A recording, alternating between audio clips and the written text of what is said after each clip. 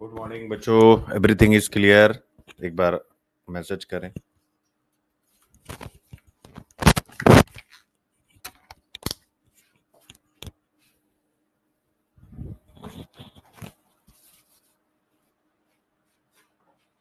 Very good. आवाज एकदम अच्छी आ रही, बहुत बढ़िया वाली।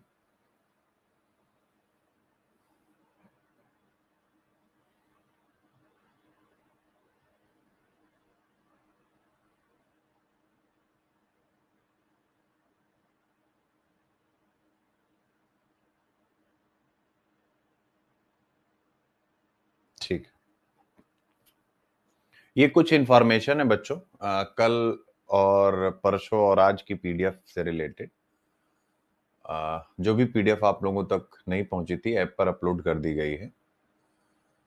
और डाउनलोड करने के बाद आपको पीडीएफ खोलने के लिए एक पासवर्ड मांगा जाएगा, ठीक है ना। चूंकि कुछ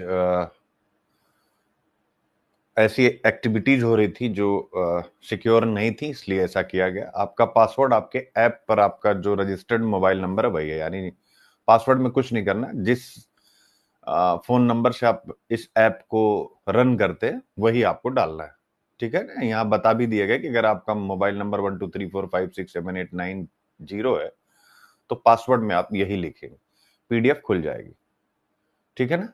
आगे कुछ दिनों में हम और भी बेहतर सिस्टम डेवलप कर रहे हैं। असुविधा के लिए खेद है, या किसी विशेष कारण से हो गई है। अब वो विशेष कारण आप सबको पता है, ठीक है। Thank you so much. चलिए शुरू करें आज की अपनी चर्चा।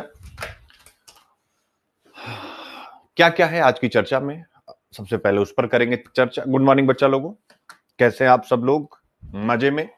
चलिए शुरू करें पूरी एनर्जी के साथ, पूरे जोश के साथ। क्या यानी सुबह की शुरुआत अगर अच्छी हो जाए तो उसके बाद पूरा दिन आपका बेहतर होता है। तो सुबह की शुरुआत यानी अच्छे टॉपिक्स के साथ, डीप एनालिसिस के साथ, फिर यही अप्रोच आप जीएस प्रीलिम्स, यही अप्रोच आप ऑप्शनल सब में लेकर के जाइए और ढेर सारा आउटकम निकालिए। और आउटकम निकालते समय बस एक ही चीज का ध्यान रखिए कि भाई देखो, डरना है आपको कि आपकी फाइट कॉमन लोगों से नहीं है। इंडिया के टॉप जो स्टूडेंट्स हैं वो इसमें पार्टिसिपेट करते हैं, तो इसलिए फाइट थोड़ी अलग है। ये अगर आपके दिमाग में, तो आप मेहनत करेंगे, अदरवाइज आप मेहनत नहीं करेंगे। तो आज देख सकते हैं जबरदस्त पूरा न्यूज़पेपर भरा पड़ा है, सभी न्यूज़पेपर। सऊदी अरब और पाकिस्तान के बीच में एक डिफेंस डील हुई है, एक रक्षा समझौता हुआ है, जिसमें यह कहा गया है कि अगर कोई भी थर्ड कंट्री, कोई भी तीसरा देश अगर सऊदीया पर आक्रमण करेगा तो वह आक्रमण पाकिस्तान पर माना जाएगा, और अगर पाकिस्तान पर कोई आक्रमण करेगा तो वह आक्रमण सऊदीया पर माना जाएगा। अब जरा यहां पर देखिए, इसे कहते हैं एक प्रकार से जैसे नाटो था ना, तो नाटो क्या था? कलेक्टिव सिक्योरिटी ट्रीटी, सामूहिक सुरक्षा संधि। तो इसी प्रकार से ये दो देशों के बीच की एक सुरक्षा संधि है, डिफेंस डील है। आज अखबारों में यही है, और उसके पीछे रीजन है, बहुत ज्यादा इस पर लिखा गया है। और भारत के विदेश मंत्रालय की तरफ से इस पे एक कमेंट टिप्पणी भी आई कि हम इस पर निगाह रखे हुए हैं। तो एक अच्छा टॉपिक बन जाता है हमारे यूपीएससी के लिए कि विकसित एवं विकासशील देशों की नीतियों और राजनीति का हम पर प्रभाव। तो स्वाभाविक है सऊदी अरब और जो पाकिस्तान है उनकी इस डिफेंस डील का भारत पर प्रभाव सीधा आपके सिलेबस जीएस पेपर 2 आईआर से जुड़ा है, इसलिए इस टॉपिक को उठाया।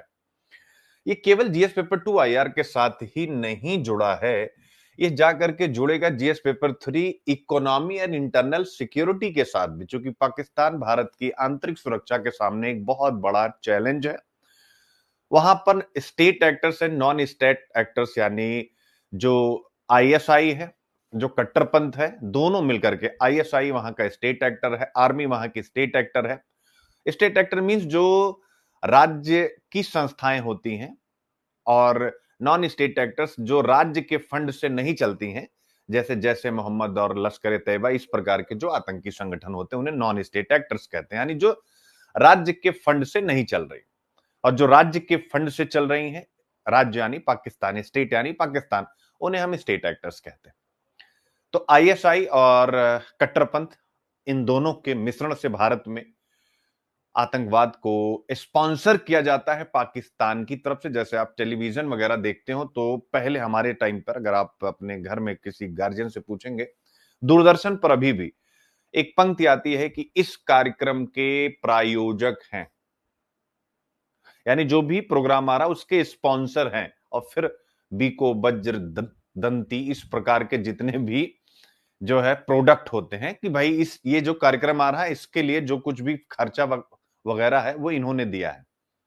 तो सेम पाकिस्तान भी इंडिया में 1980s 1980 के दशक से ही स्टेट स्पॉन्सर टेररिज्म फैला रहा है। तो स्वाभाविक है जब राज्य की ही भूमिका किसी दूसरे राज्य के संदर्भ में आतंकवाद फैलाने की हो, तो दूसरे देश के लिए जो आतंकवाद से ग्रस्त है, स्वाभाविक रूप से चिंता की बात हो जाती। जैसे हिंदुस्तान पहलगाम की हालिया घटना आप सबको याद है मेरे प्यारे बच्चों। तो इसलिए यह हमारी इंटरनल सिक्योरिटी के लिए, क्योंकि पाकिस्तान एक क्या है, भारत में राज्य प्रायोजित आतंकवाद चलाता है। पहलगाम उसका हालिया उदाहरण। ये हो गया इंटरनल सिक्योरिटी। अब आता है इकोनॉमी। आप कहेंगे सर ये इकोनॉमी में कैसे जाएगा, ये तो दोनों के बीच की डिफेंस डील है। इकोनॉमी में इसलिए जाएगा कि सऊदी अरबिया भारत का सबसे बड़ा एनर्जी सप्लायर है, और आपको पता है भारत अपनी energy security, oil and gas दोनों के लिए मिडिल ईस्ट पर बहुत ज्यादा डिपेंड है, जिसमें सऊदी अरबिया एक बड़ा प्लेयर। हालांकि हमारे सऊदी अरबिया के साथ बेहतर संबंध है। सऊदी अरबिया भविष्य में भी कोई ऐसा कदम नहीं उठाएगा जो भारत के लॉन्ग टर्म इंटरेस्ट को नुकसान पहुंचाए। स्वाभाविक रूप से हम एक अच्छे मित्र हैं, लेकिन स्वाभाविक है एक शत्रु देश के साथ, एक शत्रु देश के साथ अगर उसकी डिफेंस डील हो रही है और दोनों पर यह कहा जा रहा है कि एक पर आक्रमण दूसरे पर आक्रमण माना जाएगा, तो स्वाभाविक रूप से इसके सभी पहलुओं पर यूपीएससी के एस्पिरेंट की एक अच्छी पकड़ होनी चाहिए। तो इसीलिए आप देख सकते हैं यानी energy security, internal security, GS paper 2, IR, इन सब के एंगल से, और साथ ही इसको मैंने एथिक्स के एंगल से भी कि इस प्रकार की डील कहां तक नैतिक मानी जा सकती, इस विषय पर चर्चा। और स्वाभाविक है एक और बेहतर विषय यहां पर आज यानी निबंध में, ये जो वर्तमान ग्लोबल ऑर्डर चल रहा है उसको लेकर के एक बढ़िया सा ऐसे का क्वेश्चन, और हम इस डील से संबंधित जो भी प्रीलिम्स के क्वेश्चन हो सकते हैं उन पर बातचीत करेंगे। तो काफी गहराई है इस विषय में जिसको हम और आप पढ़ने जा रहे हैं, लेकिन लब्बो-लुआब इतना ही है जो मैंने आपको बता दिया। मैंने कहा जैसे नाटो है, तो नाटो पर बहुत बार आपको पढ़ाया जा चुका है।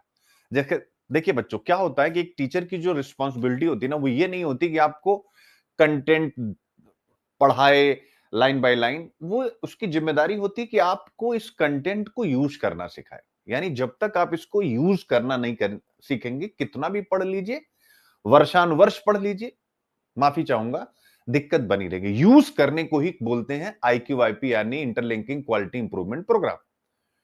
तो आप लोग क्या करिए, जैसे एक चीज पढ़े, अब मान लीजिए, देखिए अब मैं 1 मिनट के लिए फिर से वापस आता हूं आपको सिखाने के लिए क्या लिखा हुआ। सारे टॉपिक पढ़ लेते हैं जो जो इनसे रिलेटेड है। India studying defence pact between Saudi Pak, यानी ये भारत के विदेश मंत्रालय की तरफ से कहा गया कि हम अटैक, ठीक है ना, ऑन बोथ। तो आप देखिए, फिर इसके बाद 2 टॉपिक हो गए यहां पर आप देखें। फिर एक टॉपिक है ये क्यों डील हुई है, उसके पीछे रीजन है। हालांकि रीजन काफी है, लेकिन ये एक बहुत बड़ा रीजन इसी टॉपिक से कनेक्ट होता हुआ, why did India condemn Doha strike, Bharat ने इजराइल के द्वारा दोहा पर किए गए हमले की निंदा क्यों किया। बड़ा अच्छा टॉपिक ये भी है, इसी के साथ ये भी कनेक्ट है। मिडिल ईस्ट में हमारे जो स्ट्रेटेजिक इंटरेस्ट है उसके लिए आपने देखा होगा इस बीच इजराइल कोई भी एक्टिविटी कर रहा है, भारत ने कड़े शब्दों में उसकी निंदा नहीं की है, लेकिन यहां पर कड़े शब्दों में निंदा की गई। क्यों? तो ये एक गहरा विषय है जो इन दोनों के साथ ही कनेक्टेड है। 3 टॉपिक यहां पर हो गए। फिर इसके बाद हम लोग आगे जाएं, इंडियन एक्सप्रेस में भी देखें सेम वही चीज आ रही कि सऊदी अरब पाकिस्तान डिफेंस पैक्ट दोनों देशों के लिए इसका क्या अर्थ है। तो क्या अर्थ है दोनों देशों के लिए? ये सामूहिक सुरक्षा संधि, जैसे आप नाटो के बारे में काफी कुछ पढ़ चुके हैं मेरे प्यारे बच्चों, सेम वैसा ही है कि भाई जैसे नाटो के जितने मेंबर कंट्रीज हैं, अगर उन पर कोई देश अटैक करेगा तो ये माना जाएगा कि ये सब पर अटैक है, और अगर सब पर अटैक है तो सब मिल करके उसका जवाब देंगे। यही डील 2 देशों के बीच में हो गई है, बस याद रखिएगा। यानी ये द्विपक्षीय सुरक्षा संधि है जिसमें यह सबसे मूल भाव है, सबसे मेन इसका एम है कि एक पर अटैक दूसरे पर अटैक माना जाएगा और दोनों मिलकर के इस पर रिएक्शन देंगे। प्राथमिक रूप से अगर आप देखते हैं तो यह विषय सीधा इजराइल के साथ संघर्ष के परिप्रेक्ष्य में जाता है कि अगर इजराइल सऊदीया पर, जैसे उसने कतर दोहा पर जो है अटैक किया, अगर वैसा सऊदीया पर करेगा तो पाकिस्तान सऊदीया के साथ कंधे से कंधा मिलाकर के इजराइल पर अटैक करेगा और यह अटैक गंभीर होगा क्योंकि पाकिस्तान एक न्यूक्लियर स्टेट है और इसके माध्यम से सऊदी अरबिया को मिडिल ईस्ट की जो स्ट्रेटजी है उसमें एक बढ़त मिल जाती है कि उसका एक पार्टनर ऐसा है जो न्यूक्लियर आर्म वाला है।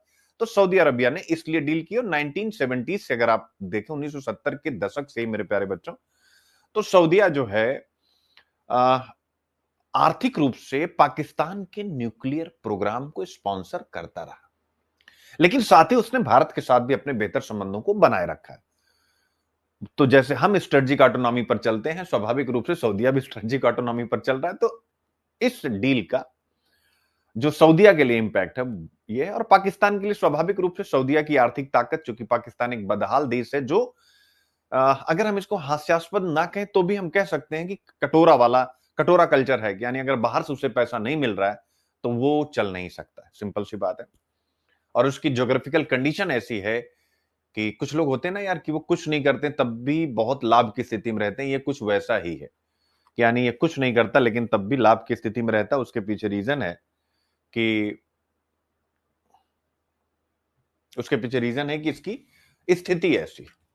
तो आज आप देख सकते हैं यानी 4 टॉपिक एक साथ इसी पर हैं, बट जो मैंने समझा दिया इतना ही आप लोगों को पढ़ना है। मेन इसका हाईलाइट होगा जो मैंने 1 2 3 3 4 क्वेश्चन जो मैंने बनाए हैं। पहला क्वेश्चन आईआर से, दूसरा क्वेश्चन इंटरनल सिक्योरिटी और इकोनॉमी से, तीसरा क्वेश्चन इंटरनेशनल एथिक्स से, और चौथा क्वेश्चन जो मैंने एसे का बनाया है। तो ये 4 चीज उसकी सबसे बड़ी हाईलाइट है। बाकी टॉपिक यही है मेरे प्यारे बच्चों कि आप और आपका दोस्त आपस में एक समझौता कर लो।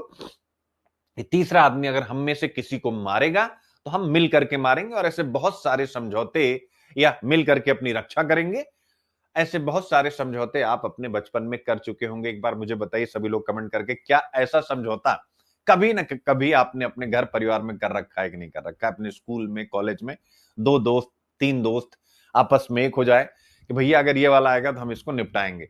मुझे लगता है ये लम्हा सबकी लाइफ में कभी ना कभी आया होगा। तो वही चीज सऊदी अरब और पाकिस्तान ने आपस में किया है, दैट्स इट।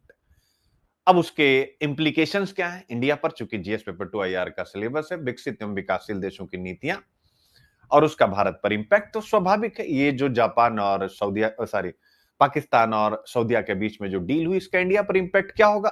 अगर इंपैक्ट होगा तो क्या होगा वो मैंने आपको बता दिया कि भाई अगर भविष्य में कभी पाकिस्तान और इंडिया के बीच में जंग जैसी स्थिति बनती, उस समय सऊदीया की क्या भूमिका होगी। यही भारत का इंटरेस्ट है और भारत के विदेश मंत्रालय की तरफ से कहा गया है कि हम इसका अध्ययन कर रहे हैं। भारत सऊदी अरब और पाकिस्तान के बीच डिफेंस डील का अध्ययन कर रहा है और उसने कहा कि हम अपने हितों की रक्षा हमेशा करेंगे। तो भारत की विदेश नीति की अभी तक प्रतिक्रिया ये है, और चूंकि हमें यूपीएससी का आंसर लिखना है तो हम लोग अपने मन से कुछ नहीं लिख सकते, जैसे एग्जेगरेट करके हमें यही लिखना होगा जो भारत सरकार ने लिखा अभी तक। फिर आगे जो स्टेटमेंट्स आते रहेंगे वहां पर करते रहेंगे। बस इसमें इतना ही जानना है, दैट्स इट। ठीक है ना? फिर इसके बाद आज के कुछ और टॉपिक जिनसे हम शुरुआत करेंगे वो है मेरे बच्चों ये वाला, आज का मेरा पर्सनल फेवरेट टॉपिक जिससे हम शुरुआत करने जाए, कार्बन मीट्स कैपिटल, कार्बन और पूंजी का मिलन। ये बहुत बढ़िया टॉपिक है मेरे प्यारे बच्चों। भारत और जापान के बीच में एक एग्रीमेंट हुआ कार्बन क्रेडिट को लेकर के। तो ये जो कार्बन क्रेडिट को लेकर के भारत और जापान के बीच में एग्रीमेंट हुआ है, ये महत्वपूर्ण क्यों है? कल भी हमने कहा था कि भारत के कुछ कार्बन टारगेट्स हैं, जैसा पेरिस एग्रीमेंट के तहत नेशनली डिटरमाइंड कंट्रीब्यूशन है, स्वाभाविक रूप से है। इसके अलावा हमने पंचामृत की घोषणा भी की है कि भाई जिसमें सबसे मुख्य है कि 2070 तक हम कार्बन न्यूट्रल होंगे। तो भारत और जापान की, भारत में कार्बन सृजित करेंगे, कार्बन क्रेडिट सृजित करेंगे, माफी चाहूंगा कार्बन शब्द तो, कार्बन क्रेडिट सृजित करेंगे और उसको फिर जापान खरीदेगा अगर जापान को उसकी नीड है तो। यानी इसके द्वारा अंतरराष्ट्रीय इंटरनेशनल मार्केट में हम व्यापारिक प्रतिबद्धता अपनी प्रकट कर रहे हैं। यानी अब कार्बन क्रेडिट जो अभी देश के अंदर हम बेचने की बात कर रहे थे, कार्बन क्रेडिट अब हम विदेशों में भी बेचेंगे, वहां से पैसा कमाएंगे, उस पैसे से हम कार्बन कैप्चर टेक्नोलॉजी या ग्रीन टेक्नोलॉजी जो भी होगा हम उसे लगाएंगे। बहुत बढ़िया टॉपिक आज का मेरा पर्सनल फेवरेट, जिसको एक बढ़िया सी कहानी के द्वारा आज आपको बताऊंगा, इसलिए इस पर थोड़ा कम चर्चा भी कर रहा हूं स्टार्टिंग में, क्योंकि इस पर एक कहानी भी होगी और पूरा डिटेल कंटेंट। तो जीएस पेपर 3 पर्यावरण संरक्षण और इकोनॉमी, पर्यावरण संरक्षण और इकोनॉमी दोनों को ध्यान में रख करके चलिएगा। आपको याद होगा कि रिलायंस ने, हालांकि इस टॉपिक का रिलायंस वाले मुद्दे से जो मैं कहने जा रहा हूं कोई गहरा संबंध है ही नहीं, डायरेक्ट प्रत्यक्ष, बट समझने के लिए एक्चुअल में होता है कि जब उद्योगपति कोई कदम उठाएं, मेरे प्यारे बच्चों, हम सब क्यों पीछे रह जाते हैं और उद्योगपति क्यों आगे बढ़ जाते हैं? क्योंकि हमको और आपको फाइनेंशियल जो लिटरेसी होती है ना, वित्तीय साक्षरता, वो है ही नहीं। मैं अपनी भी बात कर रहा हूं बच्चे, जो आपको यूपीएससी की तैयारी कराता है, फाइनेंशियल लिटरेसी हमारी होती नहीं। ये नहीं कि सीआरआर सैलरी सब तो आपको पता है, मुझे भी पता। फाइनेंशियल लिटरेसी का मतलब पैसा कहां लगाया जाए तो क्या मिलेगा और कैसे मिलेगा, ये नहीं है, हमें सिखाया नहीं जाता। और बड़े लोग क्या करते हैं, वो मार्केट में, फाइनेंशियल मार्केट में, मनी मार्केट, कैपिटल मार्केट में, जैसे हम सामान्य लोग सब्जी मंडी में जाकर के अपना कारोबार कर रहे हैं या किसी और प्रकार की मंडी में जाकर के अपना वस्तुओं का लेन देन कर रहे हैं, वैसे ही लेन देन मेरे बच्चों मनी मार्केट, कैपिटल मार्केट में होता है, जो बड़े लोग करते हैं और जबरदस्त लाभ कमाते हैं। एक व्यक्ति 100 रुपए का आलू बेच करके कितना कमाएगा, जितना वो 100 रुपए का किसी शेयर में या किसी म्यूचुअल फंड में इन्वेस्टमेंट करके कमाएंगे। एक सामान्य एग्जांपल दे रहा हूं आपको, लेकिन इस पर सरकारें चुप हैं। सोचिए कि अगर आपको सिखाया जाए, जैसे आजकल एसआईपी का कल्चर चलता है, म्यूचुअल फंड इन्वेस्टमेंट, रिस्क है, रिस्क कहां नहीं है, जिस बैंक में आप पैसा डालते हैं, खासकर सामान्य व्यक्ति जैसे कोऑपरेटिव बैंक, तो अक्सर ही डूब जाते हैं। अक्सर बैंक फ्लॉप होते हैं, लोगों का पैसा डूब जाता है। ऐसा आप पढ़ते हैं नहीं पढ़ते हैं? तो भाई म्यूचुअल फंड में रिस्क है तो क्या दिक्कत है? अब अगर शुरू से सिखाया जाए एक मनरेगा के मजदूर को भी कि भाई 100 रुपए की सेविंग यहां आप करेंगे तो 20 साल के बाद इसकी इंपॉर्टेंस ये होगी, तो हर महीने आपको 100, 200, 500 कहीं ना कहीं सेव करना है। यानी इसी फाइनेंशियल मार्केट में उनके लिए भी उपाय हैं, सस्ता इन्वेस्टमेंट भी है और महंगा इन्वेस्टमेंट भी है। लेकिन कौन सिखाए इनको, कौन सिखाए इनको? आप सब डीएम बनेंगे, आप भी फिर बढ़िया दहेज लेकर के, बढ़िया शादी करके, उसके बाद अपडेट होकर के, और आपकी भी मजबूरी है कि भाई आप सरकार के साथ ही कनेक्ट हैं, क्योंकि सरकार खुश है तो आपको अच्छी पोस्टिंग, अच्छा पद मिलेगा। और हर इंसान को अपने रुतबा दिखाना है। सेक्रीफाइस का एक जो शब्द होता है वो ऑलमोस्ट खत्म है। कुछ बेचारे हैं जो सेक्रीफाइस करके सिस्टम को जिंदा किए हुए। तो कहीं ना कहीं ये जो एक फाइनेंशियल, तो वही फाइनेंशियल लिटरेसी लोगों को सिखाई जाए, लोगों को अभी से सिखाया जाए कि एक दिन आने वाले समय में, जैसे आप अपने खेत से आलू बेचते हैं, गन्ना बेचते हैं, टमाटर बेचते हैं या कोई और फसल पैदा करके बेचते हैं, पेड़ों से भी आपको लाभ होने वाला है, याद रखिएगा। और उनको बताया जाए कौन किनारे, यानी उनको सिखाया जाए कि आने वाले समय में, तो आज उन्होंने एक पेड़ लगाया, वो पेड़ 10 साल बाद तैयार हो, 10 साल बाद उनकी क्या हो गई? आज 100 रुपए का पेड़ या 200 रुपए का पेड़ 10 साल के बाद कितने में बिकेगा बच्चे? एक पेड़, अगर एक पेड़ 1,50,000, मैं कहता हूं 50,000 1 लाख में बिके, तो अगर उन्होंने 40 पेड़ लगाया तो 40 लाख की इनकम हो गई कि नहीं 4,000 के खर्चे में? ये कौन सिखाएगा यार? ये यही जिम्मेदारी डीएम की। लेकिन स्वाभाविक रूप से जीएस पेपर 1 2 3 में इतना कम मार्क्स मिलता है, जो बच्चे सेलेक्ट हो रहे हैं, कि इसका मतलब है कि पूरा सिस्टम पता ही नहीं है। ये सब मैं आप लोगों को इसलिए सिखा रहा हूं, आपको करना है। अब वापस आते हैं अपने टॉपिक पे, यानी बनतारा पे। इसका डायरेक्ट इससे कोई संबंध नहीं, लेकिन आपको क्या लगता है कि जब वो बनतारा रिलायंस का गुजरात जामनगर में पूरा एक डेवलपमेंट दिखाया गया पशुओं के संरक्षण का, और उसके माध्यम से पूरी इमेज क्रिएट की गई मार्केट में कि एक्स व्यक्तित्व हैं उनकी फैमिली से, जो स्वाभाविक रूप से पशुओं के प्रति बड़ा प्रेम रखते हैं। तो प्रत्यक्ष रूप से तो हमें यह दिख रहा है कि ये स्वाभाविक है, भाई बहुत अच्छी बात है, पशुओं का संरक्षण हो रहा है, घायल पशु हो रहे हैं एंड सो ऑन, उनके ऊपर कुछ आरोप लगे थे, उन सब आरोपों से भी उनको बरी कर दिया गया, बहुत अच्छी बात है। मेरा वहां कोई रेफरेंस नहीं, बस ये बताना चाह रहा हूं, जो बड़े लोग होते हैं उससे हम सब लोगों को सीखना चाहिए। ये जो बड़े लोग हैं, ये फ्यूचर के बिजनेस में इन्वेस्टमेंट करते हैं। बनतारा प्रोजेक्ट फ्यूचर के बिजनेस का इन्वेस्टमेंट है, और आप समझ गए होंगे कौन सा, कार्बन क्रेडिट। कल को रिलायंस के ऊपर भी तो ये तलवार लटकेगी ना कि तुम्हारी इस फैक्ट्री से एक्स कार्बन ही उत्सर्जित होगा। अगर इससे एक्स से ज्यादा उत्सर्जित करते हो, यानी कल को ध्यान से समझिएगा, इससे ज्यादा उत्सर्जित करते हो तो तुम्हें क्या क्या तुम्हारे ऊपर फाइन लगेगी। टारगेट है इतना, यहां तक अगर तुम ये करोगे तो इसके लिए तुमको हर्जाना देना पड़ेगा, कार्बन क्रेडिट। तो कार्बन क्रेडिट अगर वो खरीदेगा किसी और से, आपसे हमसे, तो स्वाभाविक उसे महंगा पड़ेगा, बाजार का रेट है। बट अगर उसका अपना ही एक सिस्टम है बनतारा, और ऐसे बहुत सारे, तो आई होप समझ के फ्यूचर का इन्वेस्टमेंट होता है। लेकिन कॉमन इंसान, कॉमन मैन क्या ही करे, उसको कोई बताए तो वो भी करेगा।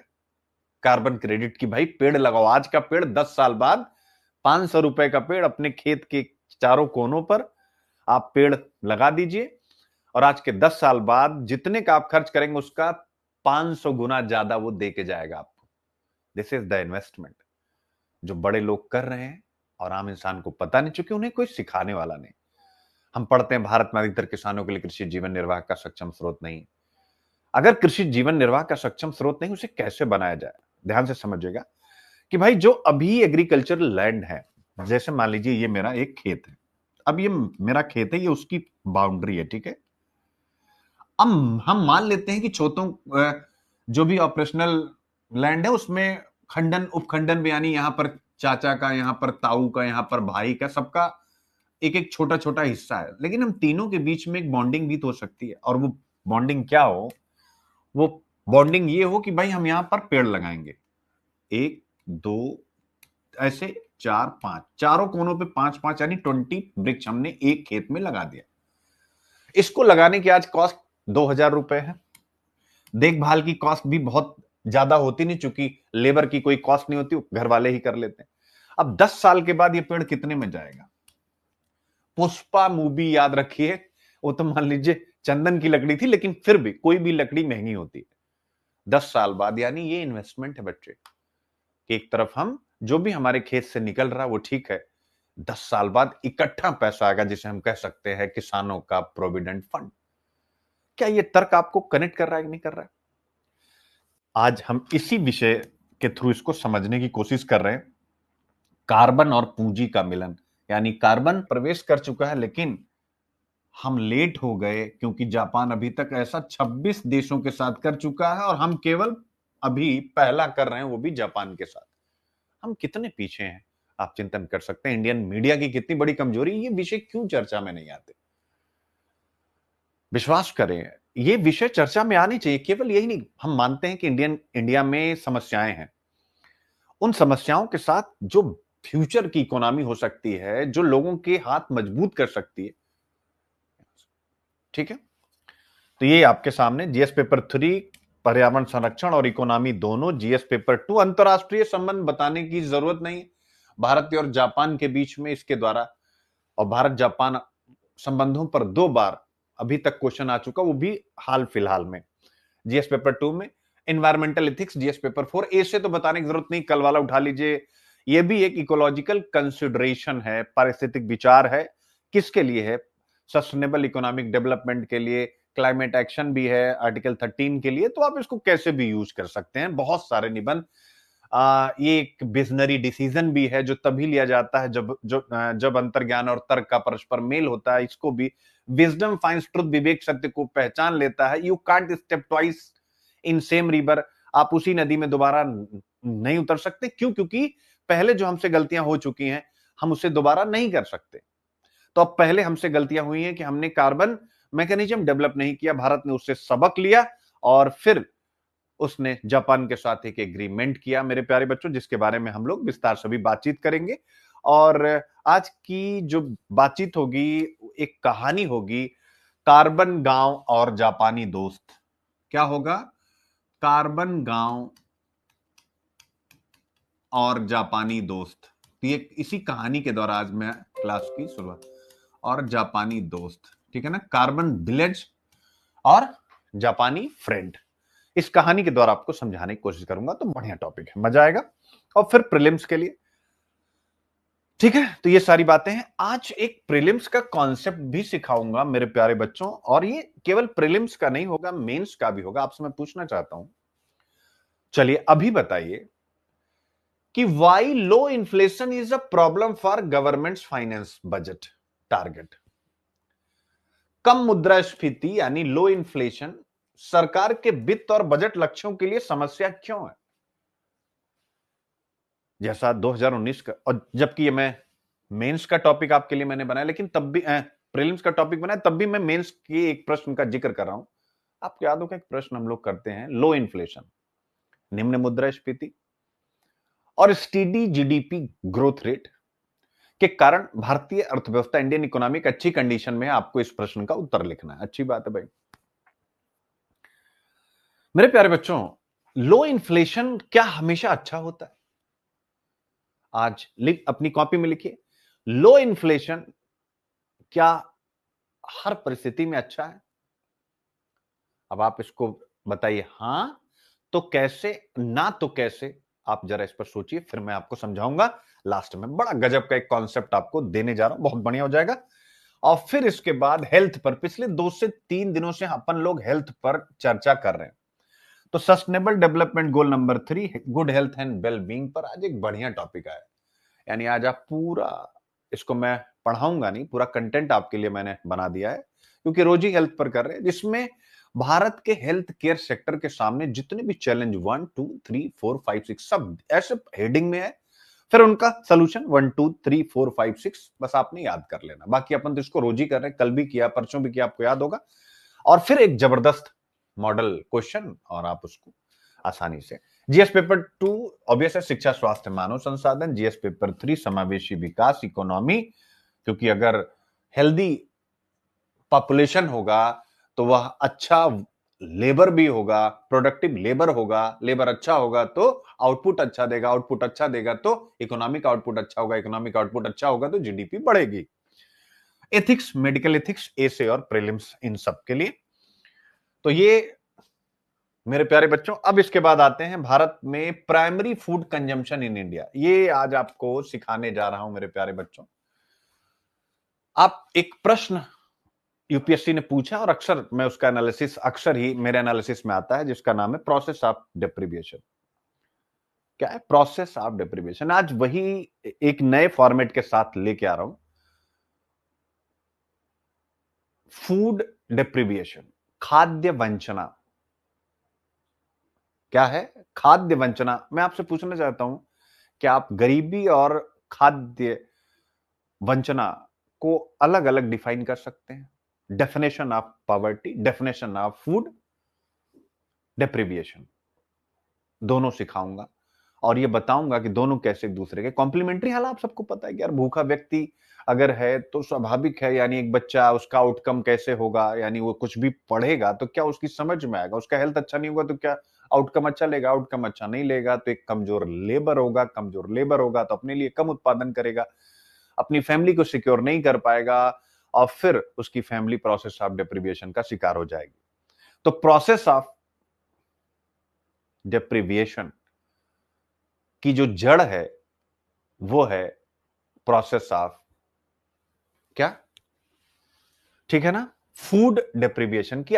खाना तो मिल रहा है लेकिन न्यूट्रिशियस खाना नहीं मिल रहा। आज का टॉपिक ये सिंपल शब्दों में, तो ये भी बढ़िया टॉपिक है जिसे हम पढ़ेंगे GS paper 1, society, poverty and development related issue, गरीबी एवं विकासात्मक विषय। आप कहेंगे सर कैसे? भाई ऐसे गरीबी एवं विकासात्मक विषय जो कि इसमें जिक्र किया गया कि भारत सरकार और जो यूएन है, दोनों के डेटा ये बताते हैं कि भारत में गरीबी कम हुई है, निर्धनता कम हुई।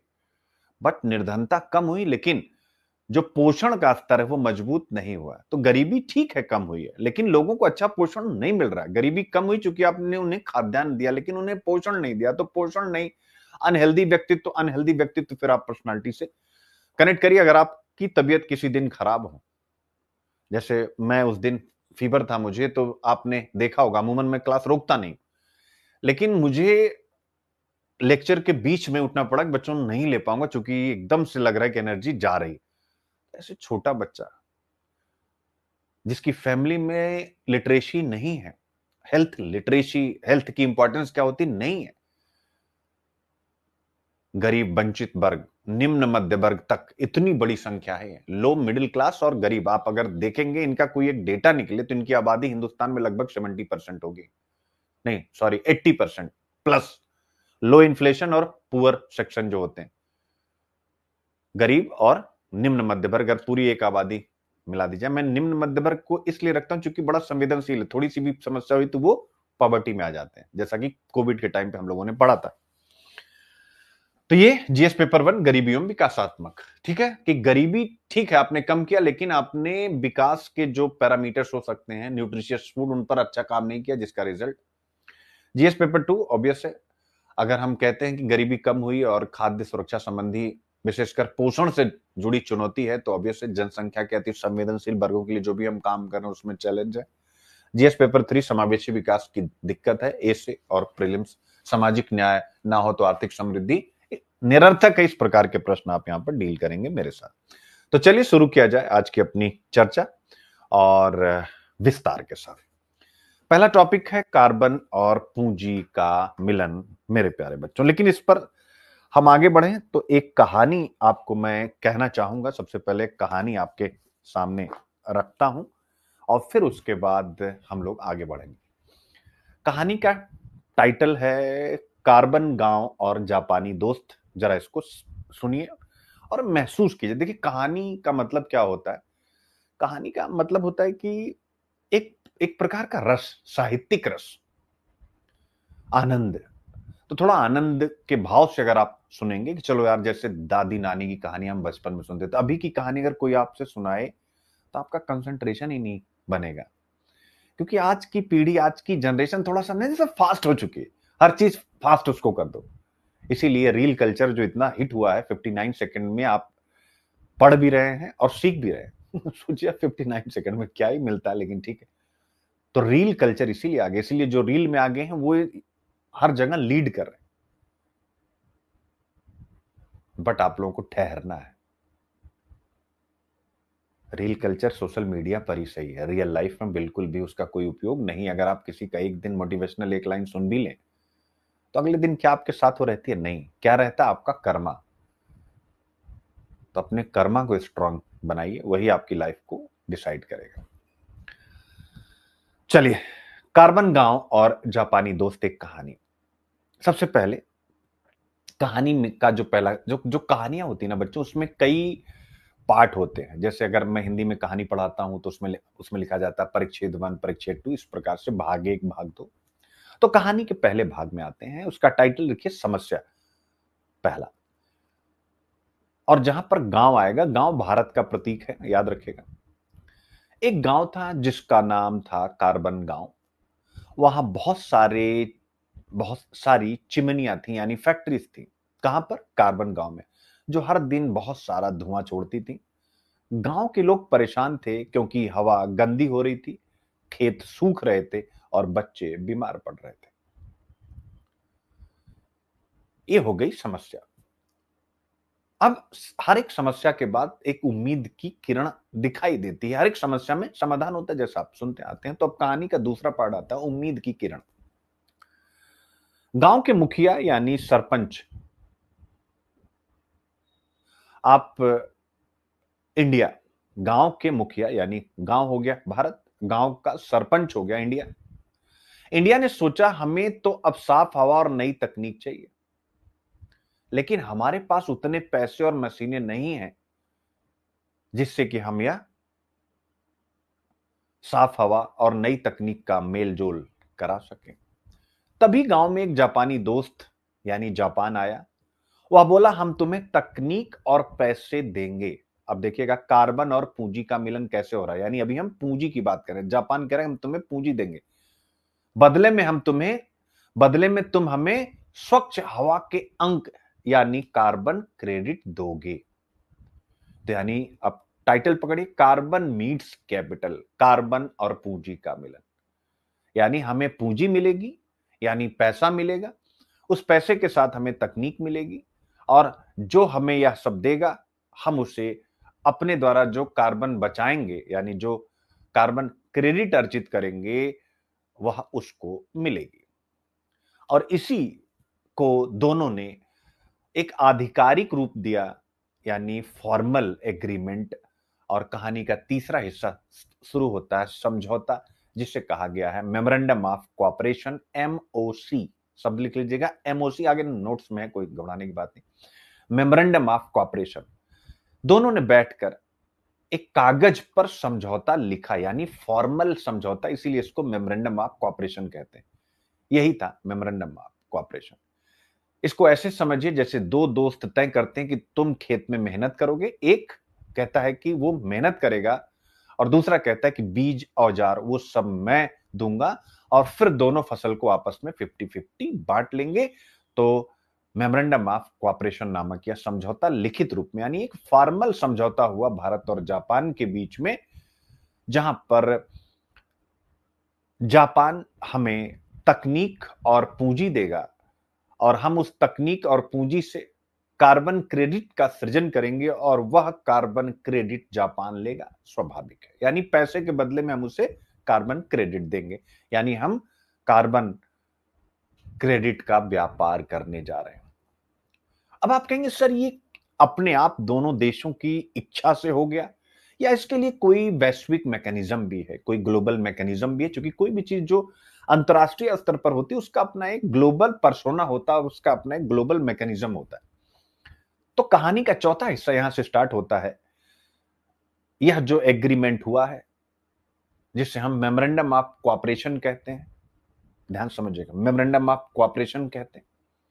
जैसे मेमोरेंडम ऑफ अंडरस्टैंडिंग होता है ना एफडीआई से रिलेटेड, वैसे मेमोरेंडम ऑफ कोऑपरेशन जो हुआ, इसके पीछे का बेस क्या था? जी हाँ, अब कहानी का चौथा हिस्सा आता है कि ये एमओसी जो हुआ है, ये पेरिस एग्रीमेंट के आर्टिकल 6.2 का एक उपाय है। यानी इस एमओसी के लिए आधार मिलता है पेरिस एग्रीमेंट के आर्टिकल 6.2 से। ठीक है, यानी मेरे प्यारे बच्चों, पेरिस एग्रीमेंट 6.2 आर्टिकल क्या कहता है? वो कहता है कि अगर कोई गांव कम धुआं पैदा करता है, यानी कोई देश कम धुआं पैदा करता है, तो वह अपने अच्छे काम के अंक, यानी धुआं कम करने के अंक, यानी कार्बन क्रेडिट जो उसको मिलेगा, वो दूसरे को बेच सकता है। तो याद रखिएगा, Paris agreement article 6.2 carbon credit market के इंटरनेशनलाइजेशन, अंतरराष्ट्रीयकरण की सुविधा प्रदान करता है। पॉइंट इज क्लियर बेटा, इसको भी रट लीजिए। अगर हम कहें कि इसको एज एग्जाम्पल कि अगर कार्बन गांव ने, यानी जैसे हम हिंदुस्तान की बात करें, कार्बन गांव ने सोलर पावर लगाया और 100 टन धुआं बचाया, तो वह जो 100 टन धुआं उसने बचाया वह हो गया उसका कार्बन क्रेडिट। और यही कार्बन क्रेडिट या कार्बन क्रेडिट अंक या स्वच्छ हवा अंक वो जापान को दे सकता है। इसके बदले उसे जापान से मिलेगा पैसा, पूंजी। आप देख सकते हैं, यानी आने वाले समय में कार्बन क्रेडिट का ट्रेड भी हमारे फॉरेक्स रिजर्व को डिसाइड करेगा कि नहीं करेगा। यानी आने वाले समय में मैक्रो इकोनॉमिक स्टेबिलिटी इंडिकेटर में जो ग्रीन टेक्नोलॉजी, वो भी एक महत्वपूर्ण रोल प्ले करेगी कि नहीं प्ले करेगी? बोलिए, आप कहेंगे हाँ सर प्ले करेगी। आई होप आप समझ गए। तो ठीक है भाई, आपको यह भी कहानी ने बता दिया कि किस नियम कानून के तहत ऐसा हुआ। बट अब अगर लेन देन किया जाएगा तो क्या केवल एग्रीमेंट में, जो पेरिस एग्रीमेंट में कहा गया है हमने कर लिया, उसी के तहत होगा, या हमने इसके लिए कोई मैकेनिज्म बनाया? जैसे कोई पैसा लेन देन किया जाएगा या किसी भी व्यापार को किया जाता है ना, तो एक पूरी उसमें एक इंस्टीट्यूशंस होते हैं, संस्थाएं होती हैं, लोग होते हैं, वो मिल करके काम करते हैं। तो अब कहानी का पांचवा हिस्सा एक जादुई डिब्बे की बात करता है। जादुई डिब्बा, जिसे को हम कहेंगे जेसीएम यानी ज्वाइंट क्रेडिट मैकेनिज्म। ये काम करने के लिए, यानी ये जो लेन देन होगा कि वो हमें पैसे देगा, हम उसे कार्बन क्रेडिट देंगे, यानी एक लेन देन होगा मेरे प्यारे बच्चों। तो आपको ये जानना चाहिए कि यह लेन देन कैसे होगा। इसी के लिए एक जादुई डिब्बा बनाया गया है जिसका नाम है ज्वाइंट क्रेडिट मैकेनिज्म, जिसे हम जेसीएम कहेंगे। इसी में सारे अंक यानी कार्बन क्रेडिट इकट्ठा होते हैं और फिर दोनों देशों के बीच बांटे जाते हैं। जापान को अंक मिलते हैं यानी कार्बन क्रेडिट मिलता है, यानी आप जेसीएम को ऐसा समझिए कार्बन क्रेडिट बैंक भारत और जापान के बीच में। तो जापान को अंक यानी कार्बन क्रेडिट मिलते हैं ताकि वह अपने देश में कह सके कि देखो हमने धुआं कम किया। क्योंकि आने वाले समय में जो मतदाता वोटिंग करेगा, उस वोटिंग विकसित देशों में, इंडिया में तो भी जाति और धर्म ही रहेगा, लेकिन मैं विकसित देशों की बात कर रहा हूं, जो मतदाता वोट करेगा डेमोक्रेटिक सेटअप वाले देशों में, वो मतदाता ये देखेगा कि कौन सा जो पार्टी है, कौन सा नेता है जो क्लाइमेट सस्टेनेबल पॉलिसी को भी बहुत ज्यादा फोकस कर रहा है। और जापान ऐसे देश तो जरूर इस बात पर चर्चा करेंगे क्योंकि सबसे ज्यादा नेचुरल क्लाइमेटिक ग्लोबल वार्मिंग के शिकार वही है। तो वहां पर मतदाता वोट करेगा इन विषयों पर स्वाभाविक रूप से। तो इसलिए वो लोग क्या करेंगे, हमसे खरीदेंगे और अपने देश में कहेंगे देखो हमने धुआं कम किया। जबकि धुआं वो रियलिटी में कम नहीं करेंगे, लेकिन वो कार्बन क्रेडिट लेंगे। और भारत को क्या मिलेगा, यानी जापान को भारत को मिलेगा न्यू टेक्नोलॉजी, यानी किसी भी फैक्ट्री में हमें नई तकनीकें मिलेंगी किसकी, कार्बन को कैप्चर करने की। ठीक है, हमारी ग्रीन फैक्ट्रीज बनेंगी। और ऐसा होगा तो एक फैक्ट्री क्या होती है, कोई भी फैक्ट्री बनती है तो 4 फैक्टर काम करते हैं, land, raw material, labour, capital, enterprise. मजा आ गया बच्चों। और इसी से बनती है गुड्स एंड सर्विसेज। तो फैक्ट्री लगेगी तो चारों फैक्टर काम पर लगेंगे, फिर मार्केट में लोगों की इनकम जनरेट होगी, इनकम बढ़ेगी तो डिमांड करेंगे तो इकोनॉमी में सप्लाई साइड, और ये एक साइक्लिक चक्र के रूप में इंडिया की जीडीपी को भी बड़ा करेगा। आई होप आप समझ गए, यानी रोजगार भी सृजित करेगा। तो रोजगार सृजित करेगा मेरे प्यारे बच्चों। एक प्रश्न आपसे बहुत पहले पूछा गया, एक मिनट का समय, हाँ, प्रश्न पूछा गया, हालांकि इसमें 2 पार्ट है, एक रोजगार का, एक डेमोग्राफिक डिविडेंड का। 2014 जीएस पेपर 3। यद्यपि हम जनसांख्यिकीय लाभांश को सांस से प्रदर्शित करते हैं, पर उसी समय काल में रोजगार योग्यता की पतनशील दर को नजरअंदाज कर देते हैं, यानी डेमोग्राफिक डिविडेंड को फ्लॉन्ट करते हैं। बट जो एम्प्लॉयबिलिटी है, रोजगार योग्यता, उसको हम थोड़ा सा ध्यान नहीं करते कि हमारे लोग मार्केट में, यानी जो हमारे पढ़े लिखे लोग हैं, मार्केट में जो रोजगार उपलब्ध उसको पाने के योग्य नहीं, चूंकि हमारा कैरिकुलम, हमारा सिलेबस बहुत ओल्ड है, चाहे वो इंजीनियरिंग का हो, चाहे साइंस का हो, चाहे स्वाभाविक रूप से आर्ट के सब्जेक्ट्स का हो, कॉमर्स का हो, किसी का भी हो। बट उसी में एक लाइन पूछा था, भारत को जिन जॉबों की दरकार है वो जॉब कहां से आएंगे, यानी कि पूछ रहा था कि न्यू जॉब्स क्रिएशन पर कुछ लिखो कि नई नई नौकरियां कहां से आएंगी। तो आप लिखेंगे नई नई नौकरियां भारत और जापान के बीच जो कार्बन क्रेडिट को लेकर के एग्रीमेंट हुआ है उससे आएंगे। लिख सकते हैं एक पॉइंट के नहीं, तो एग्जामिनर को भी लगेगा यार इस बंदे में दम है, कहां कहां से मुद्दों को ये कनेक्ट करता है। ठीक है ना, क्लियर है। अब इसके साथ एक फैक्ट इसमें और है, कार्बन ट्रेडिंग बाजार, जैसे आपके शेयर बाजार है ना, जैसे और आपके बाजार है ना, वैसे ही जापान ने कार्बन ट्रेडिंग बाजार ही बना डाला है जो 2026 से चलेगा, जिसका नाम है GXETS। क्या नाम है मेरे प्यारे बच्चों, GXETS। GXETS ये उसने एक व्यापार, देख लीजिए आप, ये है जापान का कार्बन ट्रेडिंग बाजार, आप देख सकते हैं।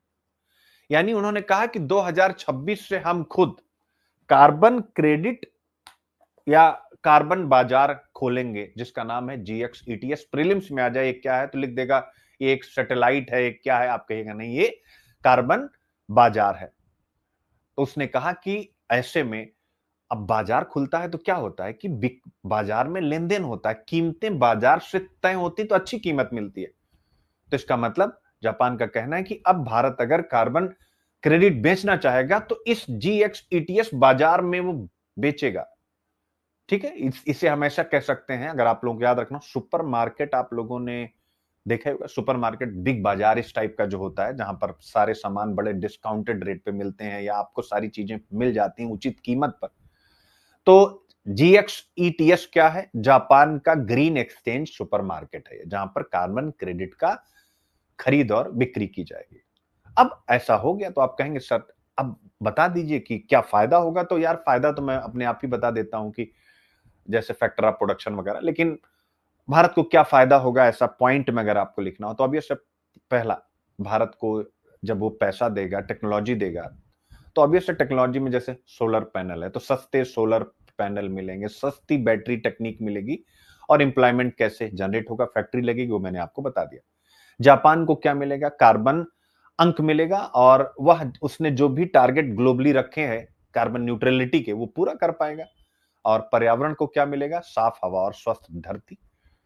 तो इस कहानी से अंत में मोरल ऑफ द स्टोरी क्या है, हमेशा आपको जानना चाहिए। यह कहानी बताती है कि जब कार्बन और पूंजी मिलते हैं, जब कार्बन और पूंजी यानी कैपिटल मिलते हैं, तो डिप्लोमेसी भी जीतती है, यानी भारत और जापान की, और पर्यावरण दोनों जीत जाते हैं मेरे प्यारे बच्चों। तो आई होप कि आप इस टॉपिक को बहुत अच्छे से समझ गए, ठीक है ना? एक बार समराइज मैं कर दूं तो शायद मुझे पढ़ाने की भी जरूरत नहीं। एक बार सब बच्चे कमेंट करेंगे 100% समझ गए कभी कभी, ठीक है? यानी सिंपल, पहली चीज आपको यहां क्या ध्यान रखनी है कि हाल ही में भारत और जापान ने मेमोरेंडम ऑफ कोऑपरेशन पर हस्ताक्षर किए। दूसरी चीज आपको जाननी, मेमोरेंडम ऑफ कोऑपरेशन क्या है? यह दो देशों के बीच एक फॉर्मल एग्रीमेंट है, यानी औपचारिक समझौता है। अब अगर कहानी से अलग निकल करके आप लिखने वाला कंटेंट चाहते हैं तो वो जो आपको नोट्स में मिलेगा, इसमें दोनों पक्ष क्या कहते हैं, अपने जो भी कॉमन टारगेट्स होते हैं, साझा लक्ष्य, हमारी जो रिस्पॉन्सिबिलिटीज होती, जिम्मेदारियां, और जो कोऑपरेशन के एरिया होते हैं, सहयोग के क्षेत्र होते हैं, उनको लिखित रूप से तय करते हैं। इसको आप ऐसे समझ सकते हैं जैसे दो कंपनियां मिलकर कोई प्रोजेक्ट शुरू करें और पहले एक कागज पर लिख ले कि कौन किस काम के लिए जिम्मेदार होगा। तो यहां भारत और जापान ने इस मेमोरेंडम ऑफ कोऑपरेशन में यही तय किया कि वे कार्बन क्रेडिट्स पर मिलकर काम करेंगे। इसके लिए पेरिस समझौता और आर्टिकल 6.2 आधार बनते हैं। आर्टिकल 6.2 मैंने आपको बताया, एक बार रिवाइज कर लीजिए, कि यह देशों को अनुमति देता है कि वे एक दूसरे के साथ एमिशन रिडक्शन प्रोजेक्ट्स, उत्सर्जन कम करने वाले प्रोजेक्ट्स करें। और ये जो हमारे और जापान के बीच में एग्रीमेंट है, ये यही है, एमिशन रिडक्शन प्रोजेक्ट, याद रखेगा। इसी के तहत, यानी एमिशन रिडक्शन प्रोजेक्ट्स के तहत ही internationally transferred mitigation outcomes ITMOS यानी कार्बन क्रेडिट्स का लेन देन हो सकता है। कार्बन क्रेडिट का एक टेक्निकल वर्जन आपके सामने मैं रख रहा हूं, ITMOS, internationally transfer mitigation outcomes या कार्बन क्रेडिट्स। नहीं समझे? फिर से एक बार बोल रहा हूं, इंटरनेशनली ट्रांसफर्ड, यानी हम कार्बन क्रेडिट को भारत से जापान अगर ट्रांसफर कर रहे हैं तो इसी को बोलेंगे ना, internationally transferred mitigation outcome. Mitigation outcome यानी कि जो भी हमने कार्बन क्रेडिट बनाए हैं, तो चाहे हम उसको ITMOS कहें या कार्बन क्रेडिट कहें, बात एक ही होती है, याद रखिएगा। यानी अगर भारत में कोई सोलर पावर प्रोजेक्ट कार्बन उत्सर्जन को कम करता है तो उसका क्रेडिट जापान खरीद सकता है, ताकि वह अपने उत्सर्जन लक्ष्यों को पूरा कर सके। इसी को बोलते हैं इंटरनेशनली ट्रांसफर्ड मिटिगेशन आउटकम या कार्बन क्रेडिट। और यह कार्बन क्रेडिट या ITMOS किसके तहत किया जाता है? पेरिस एग्रीमेंट आर्टिकल 6.2, जिसका टाइटल है एमिशन रिडक्शन प्रोजेक्ट देशों को आपस में करने चाहिए, उसी के तहत हमने किया। अब जापान ने भारत के साथ यह कैसे किया? ज्वाइंट क्रेडिटिंग मैकेनिज्म यानी JCM मॉडल पर किया। JCM क्या होता है? यह जापान की एक स्पेशल सिस्टम है, जापान की एक विशेष प्रणाली, जिसके जरिए वह अन्य देशों में ग्रीन प्रोजेक्ट्स लगाता है और बदले में कार्बन क्रेडिट हासिल करता है। यानी वही टेक्नोलॉजी देगा, वही कैपिटल देगा, वही फैक्ट्री, ग्रीन फैक्ट्री बनाने में आपकी मदद करेगा, और जो आप कार्बन बचाएंगे वो ले लेगा। अब तक जापान ने, स्टार्टिंग मैंने बताया 26, लेकिन 30 से ज्यादा देशों के साथ यह JCM कर लिया, वियतनाम, इंडोनेशिया, थाईलैंड, इन सब देशों के साथ, ज्यादातर आसियान देशों के साथ। Point is clear? यानी इसको आप ऐसे भी समझें जिससे लंबे समय तक, चूंकि एक ऐसा टॉपिक है ना, इसका आईक्यू आप बहुत करना, आपको लिखना ही लिखना, क्योंकि इससे आप बहुत अपग्रेडेड आंसर राइटिंग करेंगे। कि अगर इसको आप ऐसे समझिए कि अगर जापानी कंपनियां, भाई हमें इलेक्ट्रिक बसेस की आवश्यकता है कि नहीं है? बिल्कुल है। तो अगर जापानी कंपनियां भारत में इलेक्ट्रिक बसेस चलाने की तकनीक लगाती हैं, तो भारत को क्या मिलेगा? प्रदूषण कम होगा, नई टेक्नोलॉजी मिलती है और जापान को कार्बन क्रेडिट मिलता है। सिंपल फंडा यही है। अब आता है कि भारत में इसके लिए कौन जिम्मेदार मिनिस्ट्री होगी फॉर प्रीलिम्स, तो वही ministry of environment, forest and climate change. ठीक है। और इसमें कौन कौन सी एलिजिबल एक्टिविटीज होंगी, तो जिनसे भी पर्यावरण का संरक्षण होगा, जैसे रिन्यूएबल एनर्जी, जैसे एनर्जी एफिशिएंसी, जैसे हम सामान्य बल्ब की जगह एलईडी बल्ब लगाएं, वेस्ट मैनेजमेंट यानी सर्कुलर इकोनॉमी भी इसमें शामिल है। इन सभी क्षेत्रों में इसमें काम होगा। इससे अब जो भारत के उद्योगपति, उनको स्पष्ट पता है कि किस प्रकार के प्रोजेक्ट से उन्हें कार्बन क्रेडिट मिल सकता है। यानी अब भारत के जो बड़े बड़े उद्योगपति हैं, अब वो क्या करेंगे? कार्बन क्रेडिट कमाने में लग जाएंगे। पानी बेच ही रहे हैं, कार्बन क्रेडिट भी बेचेंगे। और आम इंसान बिल्कुल दूर है, उसको कह दिया गया कि तुम किसान हो, तुम किसानी हो। यानी कितना तकलीफ की बात है बच्चों। आप लोग मुझसे इस बात पर एक आर्गू कर सकते हैं कि हमने बना दिया ना कि यार ये दूध वाला, ये दूध वाला ही करेगा, ये खेती कर रहा है, ये खेती करेगा। यार वो खेती करने वाला कार्बन क्रेडिट बनाने वाला क्यों नहीं हो सकता? और अभी अगर इन्हीं विचारों के साथ, विश्वास करिए, मैं अपने गांव में जाऊंगा और सरपंची का इलेक्शन लड़ जाऊं, इन्हीं विचारों के साथ तुरंत हरा दिया जाऊंगा, फिक्स है।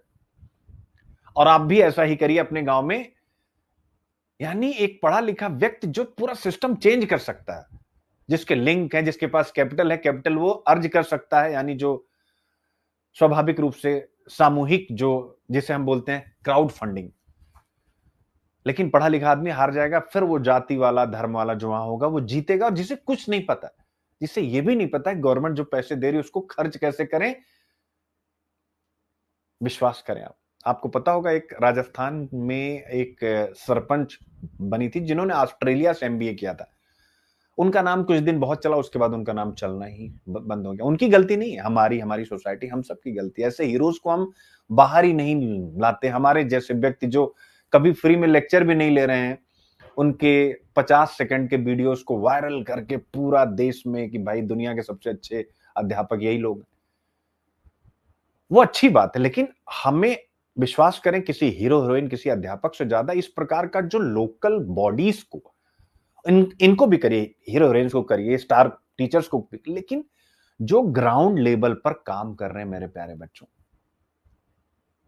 जो ग्राउंड लेवल पर काम कर रहे हैं, यानी लोकल गवर्नमेंट में जो अच्छा कर रहे हैं, लोकल गवर्नेंस के लिए जो अच्छा कर रहे हैं, यानी डेमोक्रेटिक डिसेंट्रलाइजेशन, उनको आप हीरो की तरह क्यों नहीं ला रहे हैं? क्यों उनसे सीख करके गांव के लोग कम से कम चुनाव में मतदान करते समय सोचें कि यार ये हैं जो आपकी स्थिति को चेंज करेंगे। लेकिन क्या ही बोला। उसके बाद लोग कहते हैं कि पढ़े लिखे लोग शहरों में जाते हैं, वहीं के होके रह जाते हैं।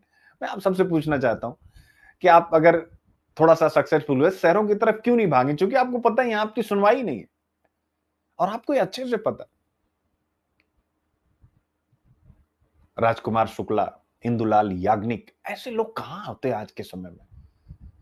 बिहार में जब चंपारण सत्याग्रह शुरू हुआ, डॉक्टर राजेंद्र प्रसाद, राजकुमार शुक्ला, शुक्ला बंधु यानी शुक्ला बंधु, इंदुलाल याग्निक, इन सब लोगों ने गांधी जी को बुलाया कि आप आइए, हमने बेस तैयार किया, आप इसको एक चेहरा दीजिए। क्योंकि उन्हें पता था कि गांधी जी आएंगे तो इंपैक्ट बड़ा होने वाला। ऐसे लोग कहां हैं आजकल? तो हम ही कर रहे हैं ना, हम ही करेंगे, हमारा इनाम, हमारा ही सब कुछ। आपने अगर चंपारण सत्याग्रह पढ़ा हो तो सक्सेसफुल रहा, बेस लोगों ने तैयार किया, लेकिन उनको पता था कि यार ये बंदा आएगा तो ही सक्सेसफुल होगा। लेकिन नहीं, क्यों? क्योंकि वो पढ़ा लिखा, विदेशों का अनुभव, विदेशों में स्वीकृति है। बिहार के लोग यार सैल्यूट वाले हैं, ट्रस्ट करिए, मतलब अद्भुत। मैं इसलिए नहीं कि मतलब दिस इज द फैक्ट कि बिहारी एक नंबर के हैं। आप उनके बारे में जो भी कहना चाहें, क्योंकि ऑब्वियस है बिहार में दो ही क्लास, एक लेबर क्लास, एक जो मिडिल या अपर क्लास, दोनों मिला के एक ही क्लास आप मान लीजिए। लेबर क्लास पूरी इंडिया में लेबर देने का काम करता है और फैक्टर ऑफ प्रोडक्शन के चार लेबर में से एक, सॉरी, चार फैक्टर में से एक लेबर होता है और उस लेबर की हम रिस्पेक्ट नहीं करते, जबकि हम इकोनॉमिक्स में पढ़ते कि अगर चारों में से एक भी कमजोर पड़ जाए तो समस्या हो जाती है। बिहार आज अपने राज्य की इकोनॉमी में जो लेबर योगदान नहीं दे पा रहे हैं, आज वो पूरे देश की इकोनॉमी में एज अ लेबर अपना योगदान दे रहे हैं। तो मैं कहना क्या चाह रहा था, मैं इसके माध्यम से यही कहना चाह रहा था कि खैर छोड़िए, आगे निकल जाएंगे, समझ गए होंगे आप मैं क्या कहना चाह रहा हूं। ठीक है, चलिए वापस आते हैं। तो कहीं ना कहीं हमें हमारे किसानों को नए ढंग से ये सब सिखाइए। बिहार एक कृषि राज्य है, वहां पर कार्बन क्रेडिट की संकल्पना को कितने बड़े लेवल पर हम डेवलप कर सकते हैं। यानी आने वाले समय में जितने भी एग्री स्टेट हैं, कृषि राज्य हैं, वो विकसित राज्य बन सकते हैं इसी कार्बन क्रेडिट के दम पे। आज भारत ने जापान के साथ किया, कल यूरोपियन यूनियन के साथ करेगा, परसों अमेरिका के साथ करेगा, नरसों आसियान के साथ करेगा। ये होने वाला है कार्बन क्रेडिट। अगर बिहार के सभी जिलों में यही सिस्टम डेवलप कर दिया जाए तो कार्बन क्रेडिट की संकल्पना, लेकिन इसके लिए काम करने की आवश्यकता। ये काम कौन करेगा? विश्वास करें, ऊपर बैठा हुआ नेता नहीं, नीचे बैठा हुआ नेता, और उस नेता का नाम है सरपंच। हम मानते हैं कि इकोनॉमिकली बहुत सारी समस्याएं कोई भी गिना सकता है कि यह सरपंच यह काम नहीं करेगा, लेकिन मेरे प्यारे बच्चों, अगर वो शुरू करता है तो वृक्षारोपण के लिए बहुत ज्यादा पैसे की तो आवश्यकता नहीं। कार्बन क्रेडिट सिस्टम हमें डेवलप करना पड़ेगा, एक बहुत बड़ा उपाय है। ठीक है, तो यही सारी बातें हैं जो आपको मैंने बताया। ठीक है बच्चे, मजा आ गया? एक बार सब लोग कमेंट करें, देख लूं, बुरा क्लियर हो गया?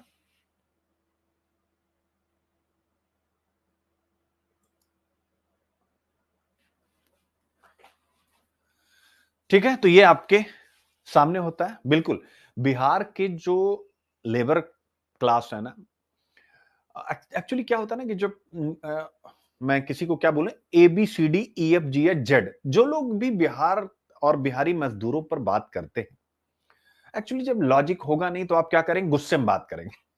गुस्से का मतलब, हाँ हम बिहारी, हमारी बिहारी अस्मिता को तुम गाली दे रहे हो। नहीं यार, उनको समझाओ कि दोस्तों, आप बिहार को हर चीज में गरीब है, गरीब है, गरीब है। एक आंकड़ा मैं सभी बिहार के बच्चों को ये कह रहा हूं, इसको इंटरव्यू में भी बोलिएगा और इसको कॉपी में लिखिएगा। मैं जो पॉइंट बोलने जा रहा हूं ये मैं बोल के फिर आगे बढ़ता हूं।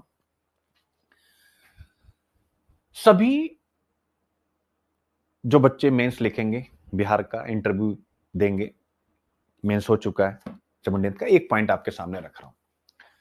आज के बाद से जब ये कहा जाए कि बिहार सबसे गरीब राज्य है, यह ठीक है, बिल्कुल सही है। ह्यूमन डेवलपमेंट इंडेक्स अगर स्टेट का देखा जाए तो भारत में सबसे निम्न रैंकिंग उसी की है, मान लेते हैं। यानी सबसे गरीब है, सबसे निम्न SDI रैंकिंग है, दो ही चीज हम पकड़ते हैं। इसका मतलब है कि देश की GDP में उसका जो योगदान है वो भी स्वाभाविक रूप से सबसे कम ही होगा अगर सभी राज्यों को देखा जाए। आप कहेंगे यस सर, सही कह रहा हूं कि नहीं कह रहा हूं? तीनों चीजें क्या मैं सही कह रहा हूं कि नहीं कह रहा हूं? सबसे गरीब है, ह्यूमन डेवलपमेंट सबसे कम है, इंडेक्स में एकदम बिल्कुल डाउन है, और तीसरा मैंने आपसे बोला कि ऑब्वियस GDP में योगदान भी सबसे कम है। एक बार मुझे बताएं आप सब लोग, क्या तीनों पॉइंट सही है क्या?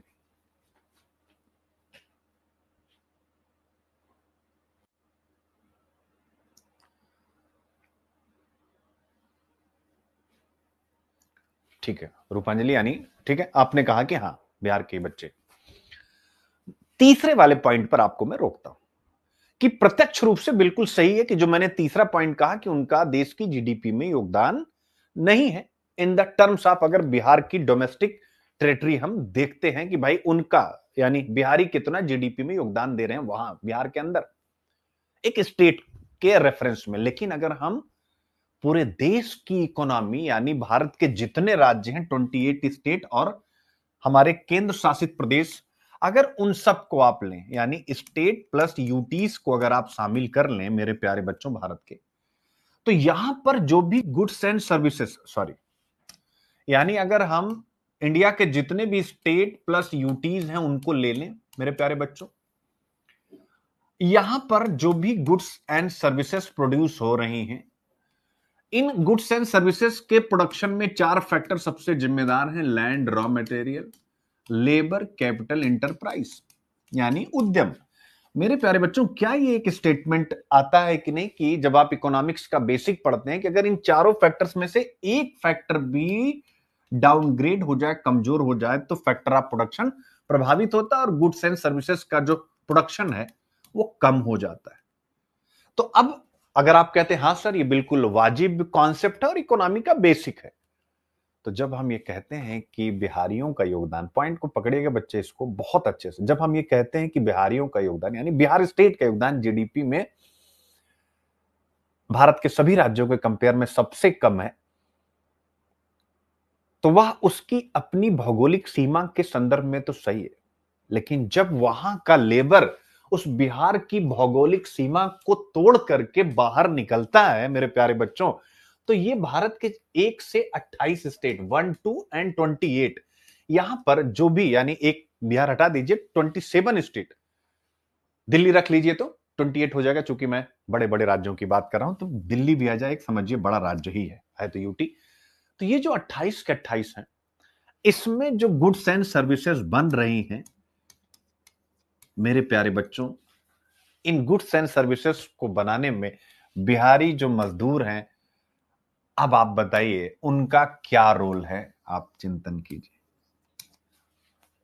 तो इन द ग्रेटर एस्पेक्ट्स, यानी एक बृहत्तर संदर्भ में, बृहत्तर अर्थों में, बिहारी पूरे देश की जीडीपी को बढ़ाने में सबसे ज्यादा योगदान कर रहे हैं। आप कहेंगे सर कैसा कह सकते हैं, केवल इसी आधार पर कि लेबर? हम कहेंगे हाँ, एक तो लेबर, दूसरा कॉस्ट इफेक्टिव लेबर, यानी सस्ता लेबर, सस्ता श्रम। पंजाब का जो श्रमिक है,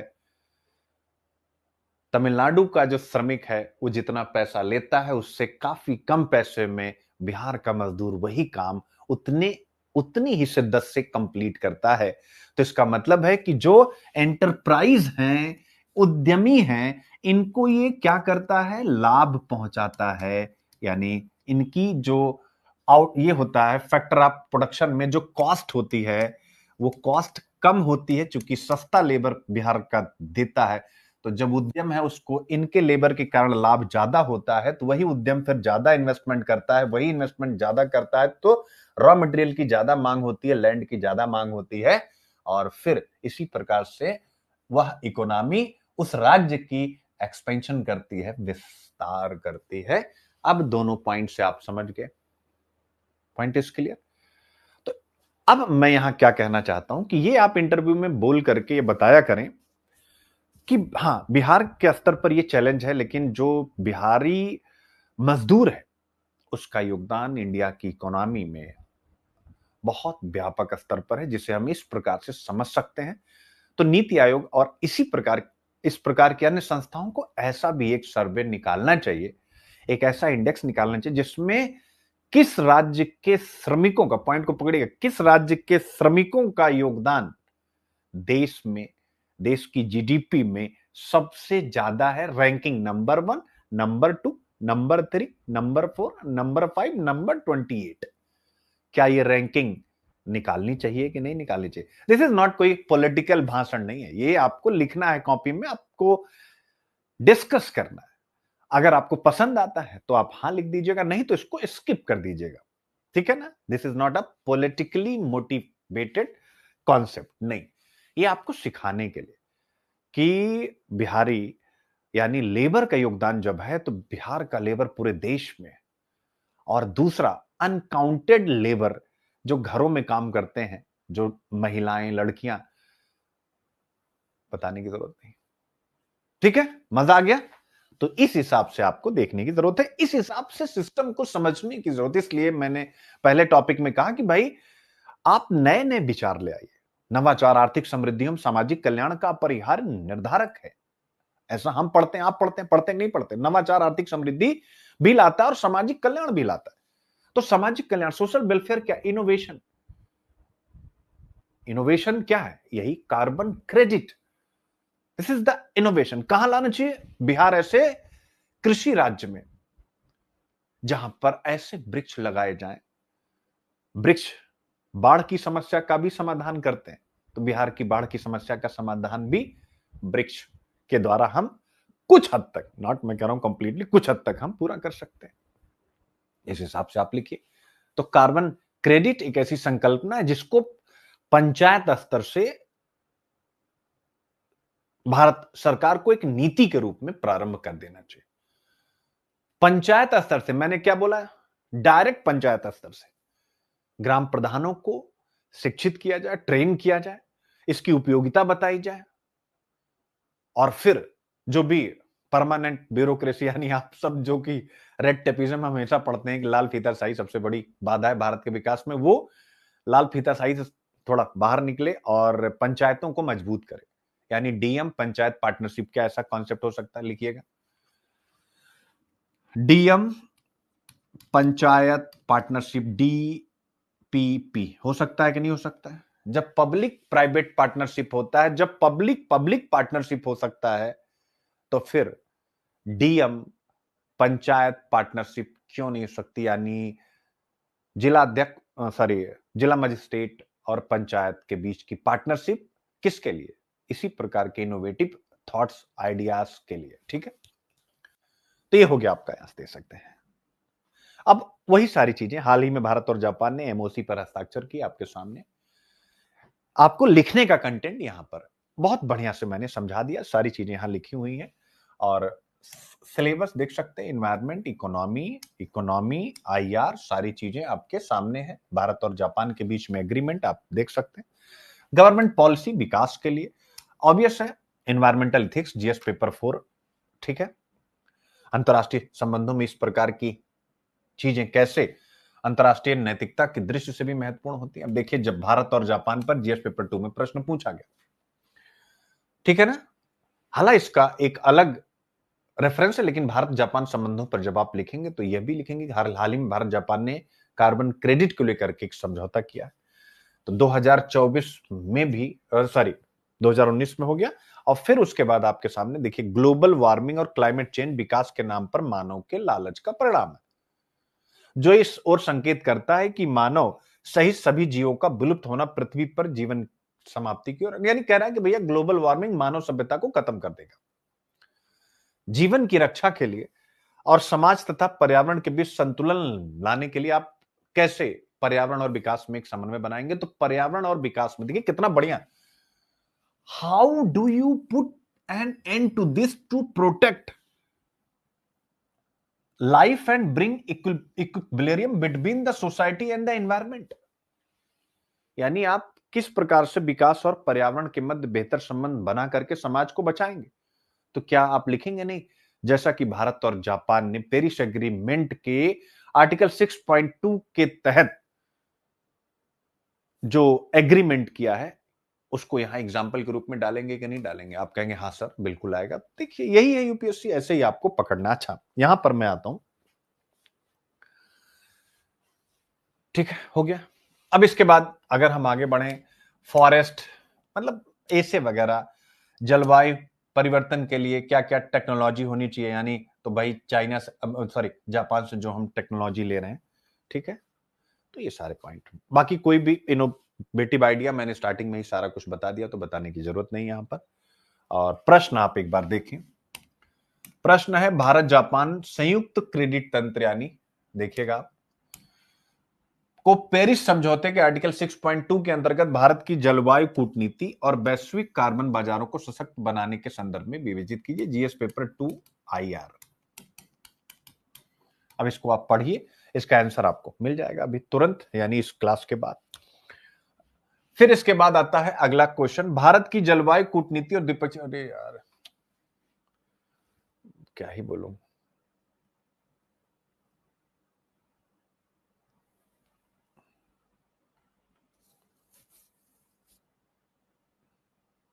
ठीक है, इसमें हमने जेसीएम पर प्रश्न बनाया, ठीक है ना, JCM, joint credit mechanism, Bharat की जलवायु कूटनीति और द्विपक्षीय संबंधों को मजबूत करने के संदर्भ में पेरिस समझौते के अनुच्छेद इसके अंतर्गत भारत जापान संयुक्त ऋण तंत्र का परीक्षण कीजिए। फिर एक ए से बना है climate diplomacy as the new pillar of India's foreign policy, जलवायु कूटनीति। ये भारत और जापान के बीच में जो हुआ, एक क्लाइमेट डिप्लोमेसी का एक उदाहरण है। डे 3 ऐसे, यानी ये सब हमारे फाउंडेशन क्लासेस में डिस्कस किए जाएंगे मेरे प्यारे बच्चों। ठीक है, अब यहां से आगे बढ़े तो पहला टॉपिक खत्म होता है और ये मेरे बारे में सारी जानकारी उन बच्चों के लिए जो एक्चुअल में यूपीएससी की तैयारी करना चाहते हैं। सबसे ज्यादा फोकस आप इसी बात पर करिएगा, क्योंकि अगर जो व्यक्ति इंटरव्यू दिया है या वो सिलेक्ट है, स्वाभाविक है, मैं नहीं कहता हूं कि पढ़ा तो कोई भी आपको सकता है, सिलेक्ट भी करा सकता है, लेकिन थोड़ा सा वजन उसका ज्यादा होता है, बस मैं इतना कहना चाहूंगा। और तो अगर आप कनेक्ट होते हैं तो मेरे एक्सपीरियंस का फायदा उठाएंगे। और आप अगर यूपीएससी की तैयारी करना चाहते हैं तो मेरी मेंटरशिप आपके लिए अवेलेबल है। इस मेंटरशिप में सबसे पहली सुविधा कि ये जितने भी कोर्सेज हैं, यानी ऑप्शनल हुआ, जीएस का, प्री मेंस, कुछ भी, सब कुछ इसके अंतर्गत शामिल होता है। यानी मेरे जितने कोर्सेज हैं वो सब इस मेंटरशिप में आपको एज इट इज मिल जाते हैं। इसलिए ये मेंटरशिप बहुत सस्ती हो जाती है। आपको पहली बार जब आप कॉल करेंगे तो आपको अच्छा इतना पैसा है, लेकिन जब आप इन सारे कोर्सेज को देखेंगे और प्लस ये देखेंगे कि एक साल के साथ एक साल फ्री है, ये एक साल के साथ एक साल ये फ्री है मेंटरशिप। यानी अगर बाई चांस आपका सिलेक्शन नहीं हो पाता तो अगला साल हम करा के ही मानेंगे। अगर पहले साल में ही सेलेक्ट हो जाता है तो कोई दिक्कत ही नहीं। तो ये इसलिए बहुत सस्ता, आप देखोगे 2 साल में मुश्किल से हर महीने 1,500-2,000 भी नहीं इसका मैं ले रहा हूं, और मेहनत इसमें ज्यादा है। ठीक है, तो ये हमारी पर्सनल मेंटरशिप जिसको आप ले सकते हैं और जिसमें मेरे साथ आप कनेक्ट होंगे। ये याद रखिएगा, जैसे आप और मेंटरशिप जान रहे हैं, हफ्ते में एक दिन नहीं, ऐसा आप डेली मेरे साथ डेली अपडेट आप दे रहे हैं, डेली मैं उस पर कुछ बात कह रहा हूं जहां मुझे जरूरत पड़ रही। डेली वाला है ये, इसलिए आप इसको मार्केट से मत कंपेयर कीजिएगा कि मार्केट में जो चल रही है, नहीं, ये मेरी है, मैं देता हूं, इसमें कोई टीम नहीं, मैं यानी अकेले। हाँ, सीसेट में रवि रंजन सर कनेक्ट रहते हैं, तो ये मैं अकेले आपको देता हूं सारी मेंटरशिप। और ये है, इसी को बोलते हैं पर्सनलाइज एडॉप्टिव लर्निंग। अगर एक एक्सपीरियंस वाले आदमी से आप लेते हैं तो इसका बड़ा एडवांटेज। बाकी 71 बीपीएससी मेंस, मुझे पता है इस बार बच्चों को बड़ा ज्यादा इश्यू आ रहा है, क्योंकि किसी को नहीं पता है कि उनका होगा कि नहीं होगा, क्योंकि इस ऐसा पेपर रहा है कि कट ऑफ का अनुमान नहीं लग पा रहा। तो ऐसी परिस्थिति में स्वाभाविक है अभी आप लोगों के मन में डाउट है कि क्लासेस लें तो पता चले प्री रुक ना जाए, ऐसा ना हो जाए, वैसा ना हो जाए, क्योंकि ऐसा रहता है। तो इसके लिए हमने एक प्लान बनाया है कि आप सब एनरोलमेंट स्टार्ट कर दीजिए अपना एडमिट कार्ड भेज करके। जिसका प्रीलिम्स नहीं होगा, ध्यान से समझिए, इस पर आप हमारी टीम से बात करेंगे तो हम लोग उसका पैसा ही वापस कर देंगे। अगर प्रीलिम्स नहीं हुआ तो आप अपना पैसा वापस लीजिए, सिंपल सी बात है। और जो बच्चे करना चाहेंगे वो पूरा कंप्लीट कर सकेंगे, क्योंकि अगली बार तो प्रीलिम्स होगा ही होगा। तो ऐसा भी हमने एक प्लान बनाया। तो अगर काफी बच्चे इसमें आ गए तो हम लोग मेन से स्टार्ट कर देंगे, क्योंकि ऐसे इतना आसान होता नहीं कि आप प्री निकलने के बाद नहीं कर पाएंगे। तो आप लोग हमारी टीम से कनेक्ट करिए। प्री का रिजल्ट आने के बाद जो बच्चे चाहेंगे कि उनका नहीं हुआ, जिनका होगा ऑब्वियस उनका पैसा वापस नहीं होगा, और मुझसे लेना भी नहीं चाहिए, क्योंकि मैं अच्छा पढ़ाता हूं, मेहनत करता हूं, तो कोई दिक्कत नहीं। ठीक है, और हाँ, जिनका नहीं होगा वो अपना पैसा वापस ले सकते हैं, उसका हम लोग एक मैकेनिज्म बना लेंगे। ठीक है, तो आप लोग आ जाइए, जिससे हम लोग तैयारी शुरू करें, क्योंकि हम तैयार बैठे हैं और बच्चे क्या कर रहे हैं, अभी जिनसे भी बात हो रही सर अभी डायलेमा में है, तो ये आप आ जाइएगा। बाकी जो बच्चे ऑप्शनल पढ़ना चाहते हैं, हिंदी लिटरेचर या हिस्ट्री ऑप्शनल और जीएस कंप्लीट मेरे साथ कर सकते हैं। अगर किसी को प्रीलिम्स में ही दिक्कत है तो प्रीलिम्स के हमारे कोर्स में आ सकता है, क्योंकि प्रीलिम्स एक बहुत बड़ा हर्डल है। इसके अलावा मैं जिन जिन सब्जेक्ट में पर्सनल मेंटरशिप दे रहा हूं उसमें एक है सोशियोलॉजी, एक है एग्रीकल्चर, एक है पीएसआईआर, और हाँ, सोशियोलॉजी, एग्रीकल्चर और पीएसआईआर, इन 3 में मैं पर्सनल मेंटरशिप दे रहा हूं। तो आप मेरे साथ अभी कनेक्ट हो सकते हैं। और इकोनॉमी में भी थ्योरी पार्ट को छोड़ करके पूरी मेंटरशिप में दूंगा, यानी जो मैथमेटिक्स स्टाइल का जो पेपर 1 का सेगमेंट ए है या पेपर 1 है, उसको छोड़ करके मैं सारी मेंटरशिप इकोनॉमिक्स में भी दे रहा हूं, क्योंकि इकोनॉमिक्स मेरा डीप गहरा है। तो मुझे लगता है कि जो भी मेरे पास हो बच्चों को मिलना चाहिए। ये हमारा कॉन्टेक्ट नंबर है, आप इस पर कॉल कर सकते हैं। हमारा लर्निंग ऐप, इसे आप डाउनलोड कर सकते हैं। अब आता है भारत ने दोहा हमले की निंदा क्यों की, यानी वो टॉपिक आ गया, इजराइल ने जो कतर यानी दोहा में हमला किया है, और उसके बाद सऊदी अरब और पाकिस्तान के बीच में जो भी रक्षा समझौते हुए हैं मेरे प्यारे बच्चों, सऊदी अरब पाकिस्तान रक्षा समझौता, दोनों देशों के लिए इसका क्या अर्थ है? हाँ, तो आप जरा इसको एक बार देखिए, आप पढ़िए और आप एक बार तुरंत बच्चों, क्योंकि देखो ये क्लास ऐप पर चल रही, आप यहीं कमेंट कर दीजिए, मैं पढ़ लूंगा। क्या इसमें कुछ पढ़ाने लायक है? क्या स्टार्टिंग में ये सब बता चुका हूं मेरे बच्चों? जरा एक बार आप पढ़िए, ठीक है ना, बट अच्छे से पढ़िए, क्योंकि इस पर डायरेक्ट तो कोई प्रश्न आएगा नहीं कि अरब और पाकिस्तान ने कर लिया है, सऊदी अरब तो भारत पर, ऐसा तो कुछ नहीं आने वाला। तो आप लोग एक बार इसको जरा,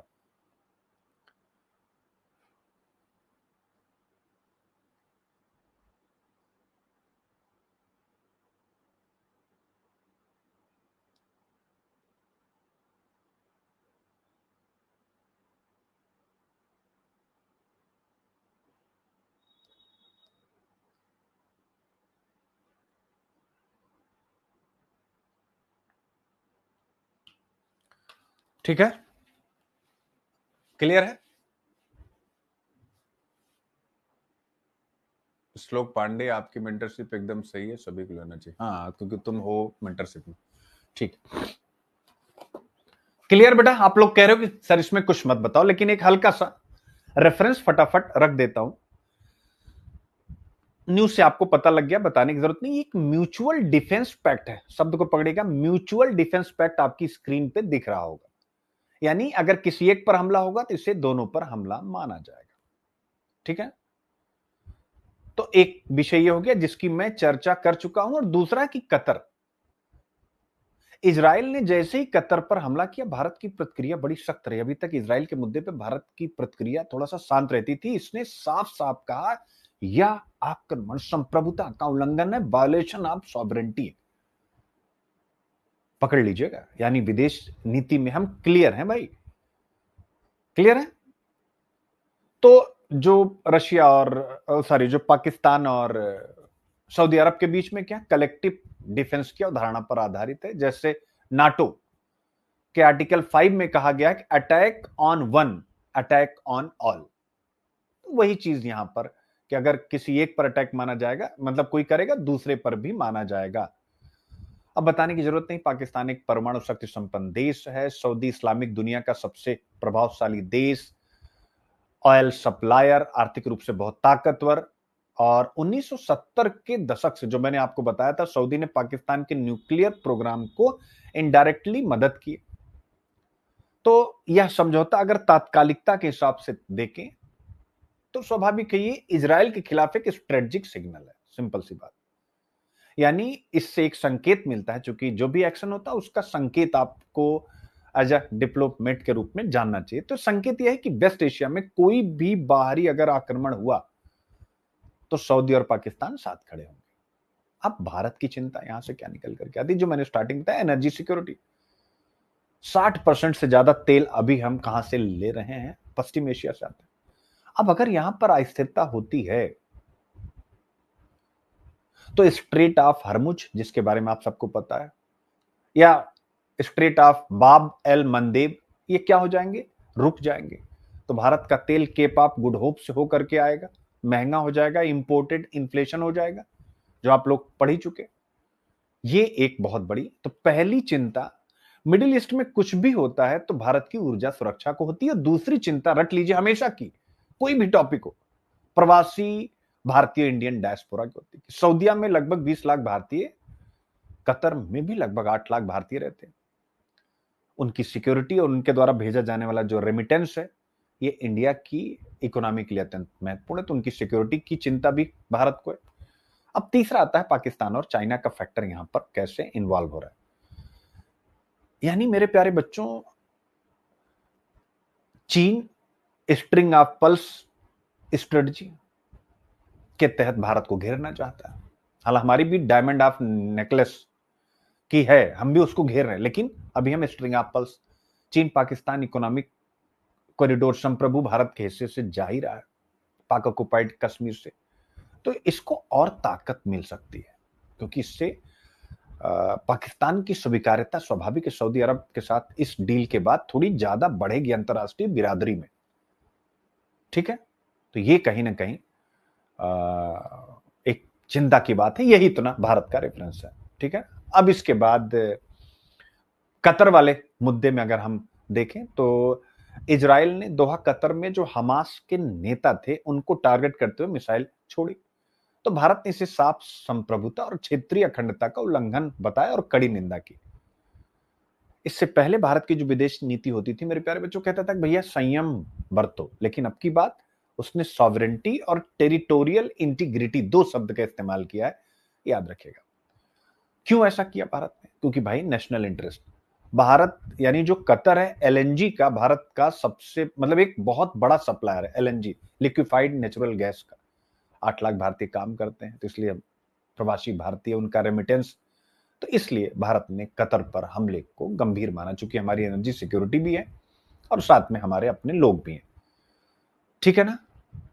अब आता है कि भारत संयम क्यों बरतता है, बैलेंसिंग डिप्लोमेसी क्यों अपनाता है? इसलिए क्योंकि ऑब्वियस है, इजराइल हमारा डिफेंस पार्टनर है, डिफेंस टेक्नोलॉजी पार्टनर है और वो बहुत ताकतवर है। ये इंडिया ने जो इतना सटीक पाकिस्तान की बैंड बजाई ना, इसमें आपको लगता है इसमें इजराइल का बड़ा सपोर्ट रहा है। इसके अलावा ऑब्वियस हमारे लिए अरब देश भी जरूरी, अपनी एनर्जी सिक्योरिटी, अपने इंडियन डायस्पोरा के लिए, दोनों चीजें। इसलिए भारत मल्टी अलाइन स्ट्रेटजी यानी सबके साथ संतुलित संबंध बनाता है मेरे प्यारे बच्चों। यही विषय यहां पर आपको डिस्कस करना, बाकी इसमें कुछ है नहीं। ठीक है, एकदम से क्लियर सब बच्चे बताएं तो बस आ गया। अब ये पूरा का पूरा syllabus GS paper 2 IR economy IR, ठीक है ना, बताने की जरूरत नहीं है। इंटरनल सिक्योरिटी शुरुआत में ही मैं बता चुका हूं, और इस प्रकार अंतरराष्ट्रीय नैतिकता, ठीक है ना, तो सारी चीजें आपको हो चुकी हैं। बाकी पूरा डिटेल, ठीक है ना, इस कदम से क्या सवाल, सारी चीजें, पश्चिम एशिया का महत्व क्या है, भू राजनीतिक चिंताएं क्या हैं, ठीक है, सब चीजें हैं। वाई इस कतर ट्रीटेड, यानी हम कतर के संदर्भ में एक अलग प्रकार की विदेश नीति क्यों अपना रहे हैं, गाजा में हमने क्यों इतना रिएक्ट, यानी जैसे गाजा पर उसके हमले को भारत ने मतलब क्या कहा, केवल यही कहता था ना संयम बरतो, लेकिन कतर में हमने एकदम से एक कदम आगे बढ़ा दिया, सारा मैंने आपको बता ही दिया। ठीक है ना। फिर इसके बाद Saudi Arabia and Pakistan strategic mutual defence, तो वो भी आपको बता दिया, पाकिस्तान के लिए, सऊदी के लिए विदेश मंत्रालय ने क्या वक्तव्य दिया। ठीक है ना, क्लियर है, ये सारी चीजें हैं। अब आता है यानी जीएस पेपर 2 का प्रश्न, सऊदी पाकिस्तान रक्षा समझौता तथा दोहा स्ट्राइक पर भारत की निंदा यह दर्शाती है कि वेस्ट एशिया में भारत के लिए राष्ट्रीय सुरक्षा हितों और सामरिक साझेदारियों के बीच संतुलन बनाना कितना चुनौतीपूर्ण है। इस पर भारत के क्या निहितार्थ हैं, यह प्रश्न आप डील करिए, इसका आंसर आपको मिल जाएगा। अगला प्रश्न जीएस पेपर 4, इजराइल के दोहा हमले की भारत द्वारा निंदा और सऊदी पाकिस्तान रक्षा समझौते पर उसकी सावधानीपूर्ण प्रतिक्रिया यह दर्शाती कि विदेश नीति में नैतिक सिद्धांतों की अहम भूमिका, यानी विदेश नीति में नैतिक सिद्धांत, संप्रभुता, न्याय और जिम्मेदारी के सिद्धांत भारत की कूटनीति को किस प्रकार मार्गदर्शन देते हैं। कभी भी यह प्रश्न आ सकता है फ्यूचर में, इसका बढ़िया सा आंसर आपको मिलेगा, इसकी आप प्रैक्टिस करेंगे। फिर इसके बाद इकोनॉमी और इंटरनल सिक्योरिटी को जोड़ करके एक प्रश्न आपको दिया जा रहा है, सऊदी पाकिस्तान रक्षा समझौता और दोहा स्ट्राइक की घटनाएं भारत की ऊर्जा सुरक्षा तथा आंतरिक सुरक्षा को गंभीर रूप से प्रभावित कर सकती हैं, विश्लेषण कीजिए। आप देख सकते हैं कैसे करेंगे, आपको स्टार्टिंग में सब कुछ बता चुका हूं। ठीक है, अब मेरे प्यारे बच्चों एक छोटी सी आज के लिए गुजारिश रहेगी कि यहां से आगे के जितने भी टॉपिक हैं वो मैं रात को 9:30 बजे आज लूंगा लेक्चर, ठीक रहेगा। पार्ट 2 इसका कर दूं तो इसका पार्ट 2 रात को 9:30 बजे, ठीक है ना, इसलिए चूंकि पार्ट 2, क्योंकि अब अगर मैं भागा तो बहुत स्पीड से भागूंगा, ऑब्वियस है, चूंकि 11 बजे से मेरी अपनी अन्य व्यस्तताएं स्टार्ट हो जाती हैं, ठीक रहेगा। उसके पीछे रीजन है पार्ट 2 मेरे प्यारे बच्चों, क्योंकि ये हेल्थ वाला हो गया, बहुत सारे इसके अंदर कंटेंट है। फिर इसके बाद ये वाला primary food consumption in India, मैं चाह रहा हूं इन पे, और खासकर जो ये वाला टॉपिक है जो प्रीलिम्स के लिए है कि कम मुद्रास्फीति, इसमें मुझे कम से कम 40-50 मिनट लगेगा इसी टॉपिक में अकेले। Why low inflation is a problem for government finance budget targets, इस पर मुझे बहुत समय लगेगा। इसके द्वारा आज मैं इन्फ्लेशन, फिजिकल डेफिसिट के साथ उसका रिलेशन, ये सब बताने जा रहा हूं। तो ये टॉपिक मुझे कम से कम बेटे 40 मिनट तक घुमाएगा। तो इसलिए रात में आराम से इसको 100% रात को इसको हम लोग कंप्लीट करेंगे, ठीक है। तो 9:30 बजे आपकी इसका पार्ट 2 आज की डेट का हिंदू इसी मेरे ऐप पर ही आपको मिलेगा। और यहां से जो बिहार पीसीएस वाले बच्चे हैं, आप सब आज की क्लास में जरूर रहिएगा। बीपीएससी मेंस वाले जितने भी बच्चे हैं जो मेंस देने जा रहे हैं, ठीक है ना, 71 का, ठीक है। क्या करूंगा इसी बीच, ये इसलिए भी कर रहा हूं क्योंकि कल की हिंदू की जो क्लास है आपको पता है कि सुबह तो होगी नहीं, कल वाली शाम को 4 बजे होगी ना बेटे, 4 PM पे होगी कि नहीं होगी। यानी एडिटोरियल कॉम्बैट, पहले कल वाला बता दूं, कल वाली क्या होगी, एडिटोरियल कॉम्बैट। जो मैंने कहा था बिहार पीसीएस की वजह से मैंने रोक दिया था, ये एक अलग प्रकार का, यानी केवल आपको सिखाना है ये कि आप किस तरीके से जो भी आपने पढ़ा उसको रिटेन कर सके, नए ढंग से कुछ नई चीजें यहां पे रखूंगा, ठीक है। तो बीपीएससी मेंस जो 71 देने जा रहे हैं, आज शाम को आप इस क्लास में रहेंगे। जैसा मैंने पहला टॉपिक कराया, कार्बन क्रेडिट, लेक्चर देते समय मेरे दिमाग में कई विचार आए जो ऑब्वियस है लेक्चर बनाते समय नहीं आए थे। ये जो मैंने बिहार और बिहार को कैसे हम एग्रीकल्चर स्टेट में कार्बन क्रेडिट को कनेक्ट करके और सिस्टम को आगे बढ़ा सकते हैं यानी आर्थिक रूप से, इन सब विषयों पर मैं आज एक अभी क्वेश्चन बना लूंगा। यानी इसी टॉपिक को जो जापान वाला है उसको अलग ढंग से मोल्ड कर दूंगा बिहार पीसीएस के लिए, ठीक रहेगा। जो हेल्थ वाला टॉपिक है उसमें बिहार को भी जोड़ूं तो कम से कम कुछ अपन एक नए ढंग से बातचीत करें, ठीक रहेगा। तो रात को एक बार फिर 9:30 बजे मिलते हैं। तब तक आप अपना दिन भर का जो रूटीन है उसको फॉलो कीजिए, पढ़ाई कीजिए, ठीक है। Thank you so much. और सिस्टम अब ठीक है तो मंडे से ऑप्शनल की क्लासेस स्टार्ट हो जाएंगे, मंडे से ऑप्शनल हिस्ट्री और हिंदी दोनों, ठीक है बच्चे। Thank you. असल में कई क्लासेस हमारे यहाँ चल रही ना, रवि सर की होगी, आदित्य सर की होगी, तो क्या हो रहा है कि टाइम मैनेजमेंट जैसे सिस्टम कि उस समय क्लास खाली होनी चाहिए, मैं भी फंस रहा हूँ। जैसे दोपहर में 2 बजे मैंने हिस्ट्री ऑप्शनल कर रखा, लेकिन उसमें रवि सर की क्लास है, उनको भी मैं डिस्टर्ब नहीं कर सकता हूँ। तो अपना वो हिस्ट्री ऑप्शनल थोड़ा सा प्लान कर रहा हूँ। आज अगर 9:30 बजे मैं हिंदू की क्लास बहुत अच्छे से ले पाया, क्योंकि शाम तक मैं थक जाता हूँ, काफी काम करता हूँ, तो 9:30 बजे अगर पूरी एनर्जी मेरे अंदर मेंटेन रहती है और आप लोग कहते हैं सर मजा आ गया, तो 9:30 बजे मैं ऑप्शनल की क्लास लगा दूंगा। किसकी? हिस्ट्री ऑप्शनल की। सिंपल सी बात है। थैंक यू सो मच बच्चों, जय हिंद, बहुत बहुत प्यार। मिलते हैं रात को ठीक 9:30 बजे और सबको आना है क्लास में, ठीक है। Thank you.